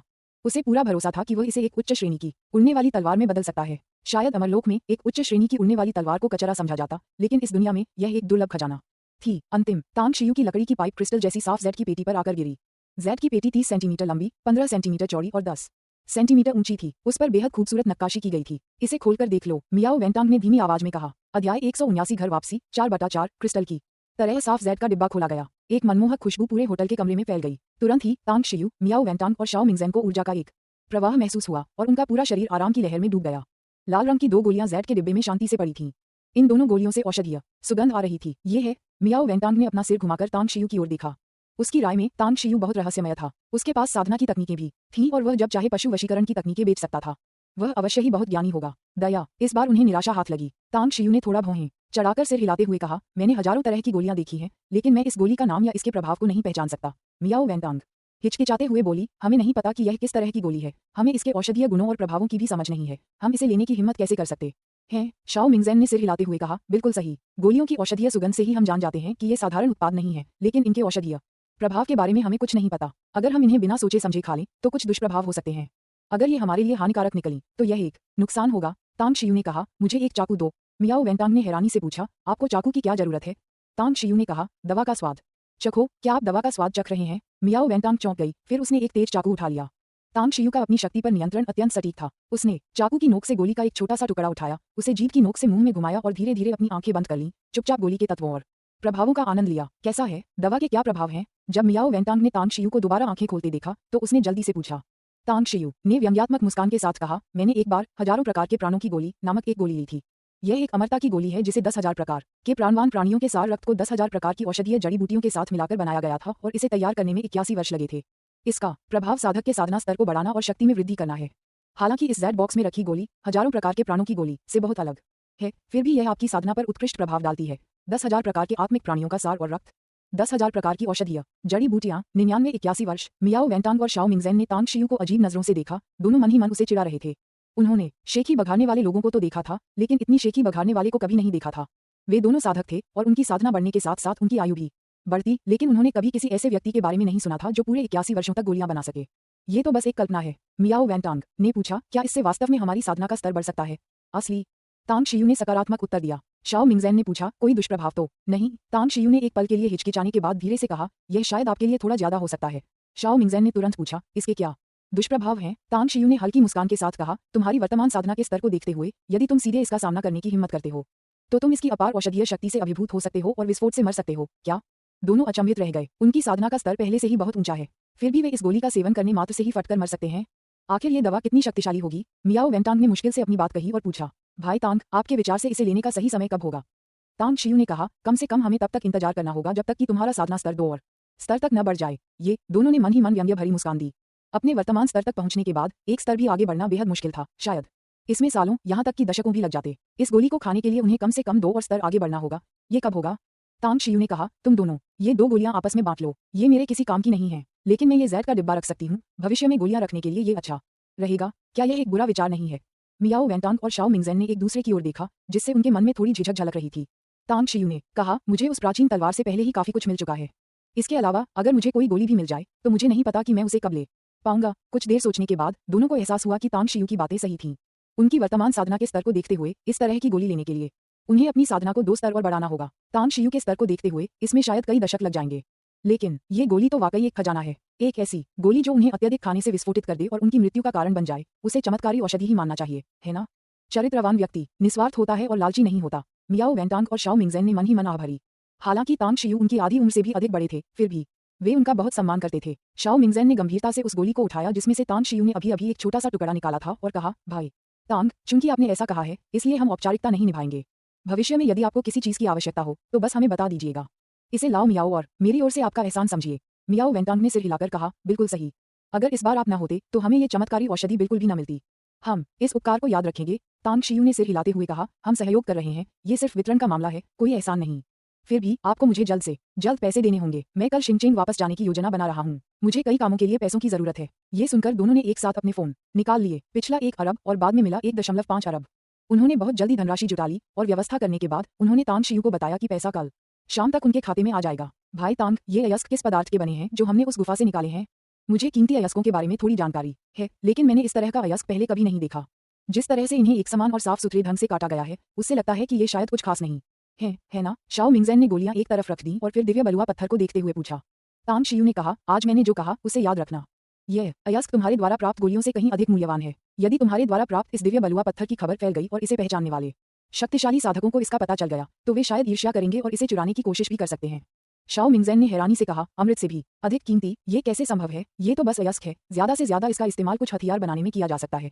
इससे मुझे कोई खास फायदा नहीं होगा, है ना? तांग शियू ने शांत भाव से कहा, क्या होगा यदि यह अयस्क किसी सर्वोच्च विशेषज्ञ के हाथ में पड़ जाए और इसका उपयोग किसी दिव्य कलाकृति को गढ़ने के लिए किया जा सके? शाओ मिंगजैन की पुतलियां सिकुड़ गईं और मियाओ वेंतांग भी सिहर उठी। कोई जादुई कलाकृति? क्या इस अयस्क का उपयोग दिव्य कलाकृतियों को गढ़ने के लिए किया जा सकता है? वे हथियारों के वर्गीकरण को जानते थे, जिसमें सबसे निचले स्तर के साधारण हथियारों से लेकर लोहे को मिट्टी की तरह काटने वाली जादुई कलाकृतियां, आध्यात्मिक शक्ति वाली आध्यात्मिक कलाकृतियां, शरीर में समाहित हो सकने वाले खजाने और अमर प्राणियों द्वारा उपयोग की जाने वाली पौराणिक अमर कलाकृतियां और फिर देवताओं द्वारा उपयोग की जाने वाली दिव्य कलाकृतियां शामिल थीं। अगर उन्हें कोई खजाना भी मिल जाए तो वे शायद नींद में भी हंस रहे होंगे। किसी देवता द्वारा इस्तेमाल की गई दिव्य कलाकृति की तो बात ही छोड़िए। भाई तांग, लगता है आपको बहुत कुछ पता है। शाओ मिंगजैन एक पल के लिए हिचकिचाई, फिर बहुत ही चतुराई से बोली। तांग शियू जानता था कि उसने उन दोनों के सामने बहुत कुछ बता दिया है, जिससे वे उसकी पहचान के बारे में जानने के लिए उत्सुक हो गए हैं। हालांकि अमरलोक से उसकी वापसी उसका सबसे बड़ा रहस्य था और वह गु शियाक्सु और जी चिमी के अलावा पृथ्वी पर किसी और को इसके बारे में नहीं बता सकता था। 10,000 किताबें पढ़ें और 10,000 मील की यात्रा करें। भविष्य में जब आपके पास अधिक समय हो तो आप प्राचीन ग्रंथों में और अधिक अभिलेख पढ़ सकते हैं जो आपके भविष्य के आध्यात्मिक अभ्यास के लिए लाभदायक हो सकते हैं। झूठ कभी कभी यह हथियार नहीं बल्कि आत्मरक्षा का साधन होता है। तांग शियू अपने कमरे में सौंपे गए सामान के साथ लौटा, अपना फोन चेक किया और पाया कि ओयांग लुलू के लगभग 1 दर्जन टेक्स्ट मैसेज के अलावा कोई मिस्ड कॉल नहीं थी। थोड़ा निराश हूँ, इसमें बेबसी का भाव भी शामिल है। वह स्कारफेस की आंख के फोन का इंतजार कर रहा था क्योंकि उसे शराब बनाने में मदद करने के लिए किसी की जरूरत थी। उसका कारोबार जितना बढ़ता गया, उसकी आर्थिक मुश्किलें उतनी ही गंभीर होती गईं। आज के इस दौर में जहां निजी संपर्कों का बोलबाला है, शराब बाजार ने उसे अपार मुनाफे का वादा दिखाया। अगर वह एक बड़े पैमाने पर शराब बनाने का कारखाना स्थापित कर लेता तो उसे पूरा यकीन था कि वह खूब पैसा कमा सकता है। उनका दृढ़ विश्वास है कि अच्छी शराब को झाड़ी की आवश्यकता नहीं होती। हमारे पास प्रतिभा की कमी है। तांग शियू ने पूरी तरह जागते हुए अपनी कनपटी मली और बाहर के अंधेरे आसमान को निहारने के लिए खिड़की के पास गया। उसकी दृष्टि बहुत तेज थी, अंधेरा भी उसकी दृष्टि को धुंधला नहीं कर पा रहा था। उसने पास ही कूड़ेदान के पास कई आवारा बिल्लियों को मंडराते हुए साफ देखा। अचानक उसके दिमाग में एक सूची कौंध गई। ये सूची युआन झेंगक्सुआन ने उसे दी थी, जिसमें सेवानिवृत्त विशेष बलों के सैनिकों के बारे में जानकारी थी। ऐसा लगता है कि वांग मिंग नाम का एक व्यक्ति है जो कांगबेई शहर में रहता है। तांग शियू ने पलकें झपकाईं और उसके मन में तुरंत एक फैसला हो गया। वह वांग मिंग से मिलने जा रहा था। अगर वह अच्छा इंसान निकला तो वह उसे अपने साथ शामिल कर लेगा। अगली सुबह भोर होते ही तांग शियू अपना सामान लेकर होटल के प्रवेश द्वार तक गया। बाहर शाओ मिंगजैन और मियाओ वेंटान को इंतजार करते देख उसने पूछा, क्या आप भी आज जा रहे हैं? मियाओ वेंटान का मनोबल गिरा हुआ था। उन्होंने सिर हिलाकर कहा, हाँ सही है, हमने यहाँ अपना लक्ष्य हासिल कर लिया है और अब वापस लौटने का समय है। हालांकि इस बार हमें बहुत कुछ हासिल हुआ है, लेकिन नुकसान भी बहुत हुआ है। वापस लौटने पर हमें पीड़ितों के परिवारों के लिए व्यवस्था करनी होगी। तांग शियू ने कहा, हम आपको कुछ मुआवजा देंगे और भविष्य में आपका बेहतर ख्याल रखेंगे। मियाओ वेंटांग ने कहा, चिंता मत करो, हमें पता है हम क्या कर रहे हैं। चलो चलें, तुम वैसे भी कांगबेई शहर जा रहे हो तो क्यों न हम तुम्हें वहीं ले चलें। अच्छा। तांग शियू ने सिर हिलाया और मियाओ वेंटांग के आदमियों को एसयूवी का ट्रंक खोलते हुए देखा। फिर उसने अपना फूला हुआ यात्रा बैग ट्रंक में रख दिया। एक पल इंतजार करें। कुछ ही दूरी पर स्थित कोने से स्कारफेस की आंख की आवाज सुनाई दे रही थी। तांग शियू ने आवाज की दिशा में देखा और स्कारफेस की आंख को सिगरेट पीते हुए पाया। उसने सिगरेट का टुकड़ा जमीन पर फेंका, उसे पैरों से कुचला और उनकी ओर दौड़ पड़ा। जहां वह अभी खड़ा था वहां पहले से ही 1 दर्जन से ज्यादा सिगरेट के टुकड़े पड़े थे, जिससे पता चलता था कि वह काफी देर से वहां था। क्या आपने इस बारे में अच्छी तरह सोच लिया है? तांग शियू ने शांत भाव से पूछा। स्कारफेस की आंख ने कहा, मैंने इस बारे में अच्छी तरह सोच लिया है, लेकिन मैं अपने वेतन और भत्तों के बारे में जानना चाहता हूँ। तांग शियू ने कुछ देर सोचा, फिर धीरे से कहा, 10% शेयर, साथ ही 10 लाख का वार्षिक वेतन। शर्त यह है कि आपको न केवल फैक्ट्री मैनेजर होना चाहिए बल्कि एक तकनीशियन भी होना चाहिए। आज 4 अध्याय प्रकाशित हुए हैं। मासिक मतदान के लिए अनुरोध है। शायद मेरी मानसिक शक्ति सचमुच कमजोर है। आज पुस्तक समीक्षा अनुभाग में की गई आपत्तिजनक टिप्पणियों से मुझे सचमुच घृणा हुई। जिन लोगों का कोई प्रशंसक वर्ग नहीं है वे समीक्षा अनुभाग में आकर गालियां बक रहे थे और किसी को भी अपनी समीक्षाएं हटाने नहीं दे रहे थे। ये कैसी तर्क बुद्धि है? ये तो ऐसा है जैसे किसी की संपत्ति चुराकर उसके असली मालिक के पास जाकर उसकी गुणवत्ता की शिकायत करना। उनका व्यवहार सचमुच असाधारण है। खैर, अब सोने का समय हो गया है। अध्याय 180 विदाई, पहला अपडेट, मासिक टिकटों की तलाश। स्कारफेस कियांग ने आश्चर्य से कहा, $10 लाख का वार्षिक वेतन, और इसमें 10% इक्विटी हिस्सेदारी भी शामिल नहीं है। आप वास्तव में कितना निवेश करने जा रहे हैं? तांग शियू ने कहा, मेरे पास ज्यादा पैसा नहीं है, इसलिए शुरुआती निवेश निश्चित रूप से ज्यादा नहीं होगा। बगल में खड़े मियाओ वेंटांग ने उलझन में पूछा, भाई तांग, हमने आपको पहले 1 अरब दिए थे और अब हम आपके खाते में 1.5 अरब और ट्रांसफर करने वाले हैं। आप इसे कम क्यों कह रहे हैं? और आपकी बातचीत से तो ऐसा लग रहा है कि आप व्यापार की बात कर रहे हैं। किस लिए? तांग शियू ने शांत भाव से कहा, शराब बनाना, शराब खाना। बनाना। स्कारफेस कियांग जम गया। अविश्वास से तांग शियू और मियाओ वेंटांग को घूरता रहा। 1 अरब और 15 अरब मिलाकर पूरे 25 अरब होते हैं, और वे इसे मामूली रकम कहते हैं। तांग शियू ने स्कारफेस कियांग के चेहरे के भाव देखकर उसके विचार समझ लिए। उसने शांत भाव से कहा, मुझ पर 2.5 अरब का कर्ज है और समूह कंपनी अभी शुरुआत ही कर रही है और उसे लगातार निवेश की जरूरत है। इसलिए इस पैसे का बहुत बड़ा हिस्सा वाइनरी बनाने में इस्तेमाल नहीं किया जा सकता। इसके अलावा मैं शुरुआत में ज्यादा निवेश नहीं करूंगा, ज्यादा से ज्यादा 100 मिलियन। फुफकार। ये सुनकर स्कारफेस की आंख सदमे से हौंफ उठा। शुरुआती निवेश मात्र 100 मिलियन, और बस इतना ही? आखिर यह व्यक्ति कितनी बड़ी वाइनरी बनाने की योजना बना रहा है? वह कितने बड़े शराब कारोबार को चलाने वाला है? मियाओ वेंटांग ने तांग शियू को हैरानी भरी नजरों से देखा और हिचकिचाते हुए पूछा, भाई तांग, अगर आपको सच में पैसों की कमी है तो मैं कोई रास्ता निकालने की कोशिश करूंगा। मुझे कुछ और दिन दीजिए, मैं कुछ 100 मिलियन जुटा सकता हूँ। क्या आप मुझे निवेश करने देंगे? मुझे व्यापारिक मामलों से कोई मतलब नहीं है, मैं बस निवेश करके मुनाफा कमाना चाहता हूँ। आपका क्या कहना है? शाओ मिंगजैन ने तुरंत कहा, मैं 100 मिलियन युआन लगाने और मुझे कुछ शेयर देने के लिए भी तैयार हूँ। स्कारफेस की आंख कांप उठा। तांग शियू द्वारा उसे दिए गए 10% हिस्सेदारी के वादे के बारे में सोचकर उसका दम घुटने लगा। 100 मिलियन का 10% 10 मिलियन होता है। कुछ 100 मिलियन और मिल जाएं तो वह करोड़पति बन जाएगा। यह क्या ईश्वर का यही तात्पर्य था जब उन्होंने कहा था, अच्छे लोगों को पुरस्कृत किया जाएगा? तथापि तांग शियू ने आगे जो कहा उसे सुनकर वह अवाक रह गया। महोदय, यदि भविष्य में कोई और अभियान नियोजित हो तो आप मुझसे कभी भी संपर्क कर सकते हैं। व्यापारिक मामलों की बात छोड़िए, मैं अपने व्यापारिक लेन देन में पूर्ण नियंत्रण पसंद करता हूँ। मियाओ वेंटांग और शाओ मिंगजैन ने एक दूसरे को देखा और बस एक व्यंग्यात्मक मुस्कान ही दे पाए। उन्हें आभास हो गया था कि तांग शियू की शराब बनाने की योजना आसान नहीं थी। शायद उसके पास शराब के कारोबार को और बड़ा और मजबूत बनाने का कोई तरीका था। ऐसा लग रहा था कि यह अवसर उनके हाथ से फिसलने वाला है। तांग शियू ने स्कारफेस कियांग की ओर देखकर कहा, मुझे अभी भी तुम्हारा नाम नहीं पता। स्कारफेस कियांग ने तुरंत कहा, बॉस, मेरा नाम दाई कियांग है। आप मुझे स्कारफेस या शियाओ कियांग कह सकते हैं, दोनों ही ठीक है। तांग शियू ने सहज भाव से कहा, जब तुम पाताल लोक में थे तब सब तुम्हें स्कारफेस कियांग कहते थे। अब से मैं भी तुम्हें यही नाम दूंगा। वैसे मैं किंगशान शहर छोड़ने वाला हूँ। मुझे कांगबेई शहर में कुछ काम निपटाने हैं और फिर मैं शिंगचेंग वापस जाऊंगा। क्या तुम मेरे साथ आ रहे हो या कुछ और इंतजाम करने हैं? स्कारफेस कियांग ने कहा, मैंने कल ही सब कुछ व्यवस्थित कर लिया है। मैंने अपनी पत्नी से भी इस बारे में बात की है। एक बार जब मैं शिंगचेंग में अच्छी तरह से बस जाऊंगा तो मैं उसे और अपने बेटे को यहाँ ले आऊंगा ताकि मेरा बेटा शिंगचेंग के स्कूल में पढ़ सके। तांग शियू ने कहा, कोई बात नहीं, आपके बेटे का तबादला हो जाने के बाद मैं उसके लिए स्कूल का इंतजाम करने में मदद करूंगी। स्कारफेस कियांग ने कृतज्ञतापूर्वक कहा, धन्यवाद बॉस। तांग शियू ने हाथ हिलाते हुए कहा, चलो चलें। स्कारफेस कियांग ने मियाओ वेंटांग और शाओ मिंगजैन पर एक नजर डाली, फिर उनके आदमियों पर। उसके दिल में एक सिहरन दौड़ गई। उसने पहले भी कई बार लूटपाट की थी, अपनी जान जोखिम में डाली थी और खून देखा था, लेकिन किसी कारणवश तांग शियू, मियाओ वेंटांग, शाओ मिंगजैन और यहाँ तक कि वे हटे कट्टे आदमी भी उसे खतरे का एहसास दिला रहे थे। तांग शियू को कार में बैठते देख उसने धीमी आवाज में कहा, बॉस, क्या मैं अपनी कार चलाकर आपके पीछे आ सकता हूँ? तांग शियू ने पूछा, क्या आपके पास कार है? स्कारफेस कियांग ने सड़क के किनारे थोड़ी दूर खड़ी एक टोयोटा प्राडो की और इशारा करते हुए कहा, यह मेरी कार है। तांग शियू ने कुछ देर सोचा, फिर मियाओ वेंटांग की ओर देखकर कहा, चूंकि उसके पास कार है तो मैं उसकी कार में ही चलूंगा। हम कांगबेई शहर पहुंचकर अलग हो जाएंगे। ठीक है। मियाओ वेंटांग और शाओ मिंगजैन दोनों ने सिर हिलाया। तांग शियू की बातें सुनकर स्कारफेस कियांग ने तुरंत कुछ हद तक चापलूसी भरा रवैया अपनाते हुए एसयूवी के ट्रंक की ओर दौड़ लगाए। जैसे ही उस हटे कट्टे आदमी ने ट्रंक खोला, उसने हाथ बढ़ाकर तांग शियू का यात्रा बैग छीन लिया। मैं इसे करूंगा। तांग शियू भी पेड़ के तने के पास आई और शांत भाव से बोली। स्कारफेस हंसते हुए बोला, बॉस, बैग ढोने का काम मुझ पर छोड़ दीजिए। ये कहते हुए कि उसने अपने हाथ का इस्तेमाल करके ट्रैवल बैग बाहर निकाला। क्या हुआ? स्कारफेस हक्का बक्का रह गया। उसने बहुत ताकत लगाई और 2 बार और कोशिश की। अब उसने अपनी पूरी ताकत लगा दी, लेकिन ताकत कम होने के कारण वह ट्रैवल बैग को कुछ सेंटीमीटर ही उठा पाया और वह गिरकर कार की डिग्गी में जा गिरा। तांग शियू ने स्कारफेस की आंख के कंधे पर थपथपाते हुए हंसते हुए कहा, मुझे करने दो। वूश। स्कारफेस की आंख ने देखा कि तांग शियू ने लापरवाही से अपना ट्रैवल बैग निकाला और शर्म से उसका चौकोर चेहरा तुरंत लाल हो गया। उसने तांग शियू को खुश करने और उसकी चापलूसी करने की कोशिश की थी, लेकिन ये कोशिश बुरी तरह नाकाम हो गई, जिससे वह मूर्ख बन गया और उसकी बेइज्जती हुई। लेकिन वह मन ही मन हैरान था। हालांकि उसे पता नहीं था कि यात्रा बैग में क्या है, लेकिन तांग शियू की ताकत देखकर वह दंग रह गया। तांग शियू की सहज चाल देखकर उसे यकीन हो गया कि तांग शियू की ताकत उससे कई गुना ज्यादा है, लगभग किसी ताकतवर व्यक्ति के बराबर। बॉस, इस थैले में क्या है? यह इतना भारी क्यों है? स्कारफेस कियांग ने झिझकते हुए पूछा, अपनी शर्मिंदगी छिपाने की कोशिश करते हुए। तांग शियू ने शांत भाव से कहा, 2 पत्थर। पत्थर? स्कारफेस कियांग अचंभित रह गया। वह खुद से कुछ बोल नहीं पा रहा था। उसे इन धनी मालिकों के अजीबोगरीब शौक समझ में नहीं आ रहे थे। आखिर वे एक अच्छी खासी जिंदगी छोड़कर किंगशान कस्बे में आकर कुछ पत्थर क्यों खरीदेंगे? क्या ये सिर्फ समय बर्बाद करने का एक तरीका नहीं था? कांगबेई शहर, Ruelong auto repair shop, Shilu road, Jingfan जिला। वांग मिंग ने अपने बॉस से लिफाफा लिया। उसमें पैसों की मात्रा देखे बिना ही उसे अपने गंदे काम के कपड़ों में ठूंस लिया। सेना से सेवानिवृत्त होने के बाद अपने साथियों की तरह उसने सरकार द्वारा दी गई नौकरी ठुकरा दी और अपने गृहनगर लौट आया। वह अकेला नहीं था, उसका इकलौता रिश्तेदार उसका छोटा भाई था जो अभी अभी बालिग हुआ था। बड़े अफसोस की बात है, मेरा छोटा भाई निकम्मा है। कुछ साल पहले एक कार दुर्घटना में हमारे माता पिता की मृत्यु हो गई, तब से उसे कोई अनुशासित नहीं कर पाया है। इसलिए वह अक्सर संदिग्ध लोगों की संगति में रहता है और कई कक्षाओं में अनुपस्थित रहने के कारण उसे स्कूल से निकाल दिया गया है। अब वह बेरोजगार, आवारा और इलाके का गुंडा है। उसने उसे मारा और उसे गालियां दी, सब व्यर्थ है। अब मैं उसे मजबूर कर ही सकता हूँ कि वह मेरे साथ इस ऑटो रिपेयर शॉप में कड़ी मेहनत करे। मुझे उस पर नजर रखनी होगी ताकि मैं उस पर लगातार नजर रख सकूं। भाई, मुझे अपना पैसा दे दो।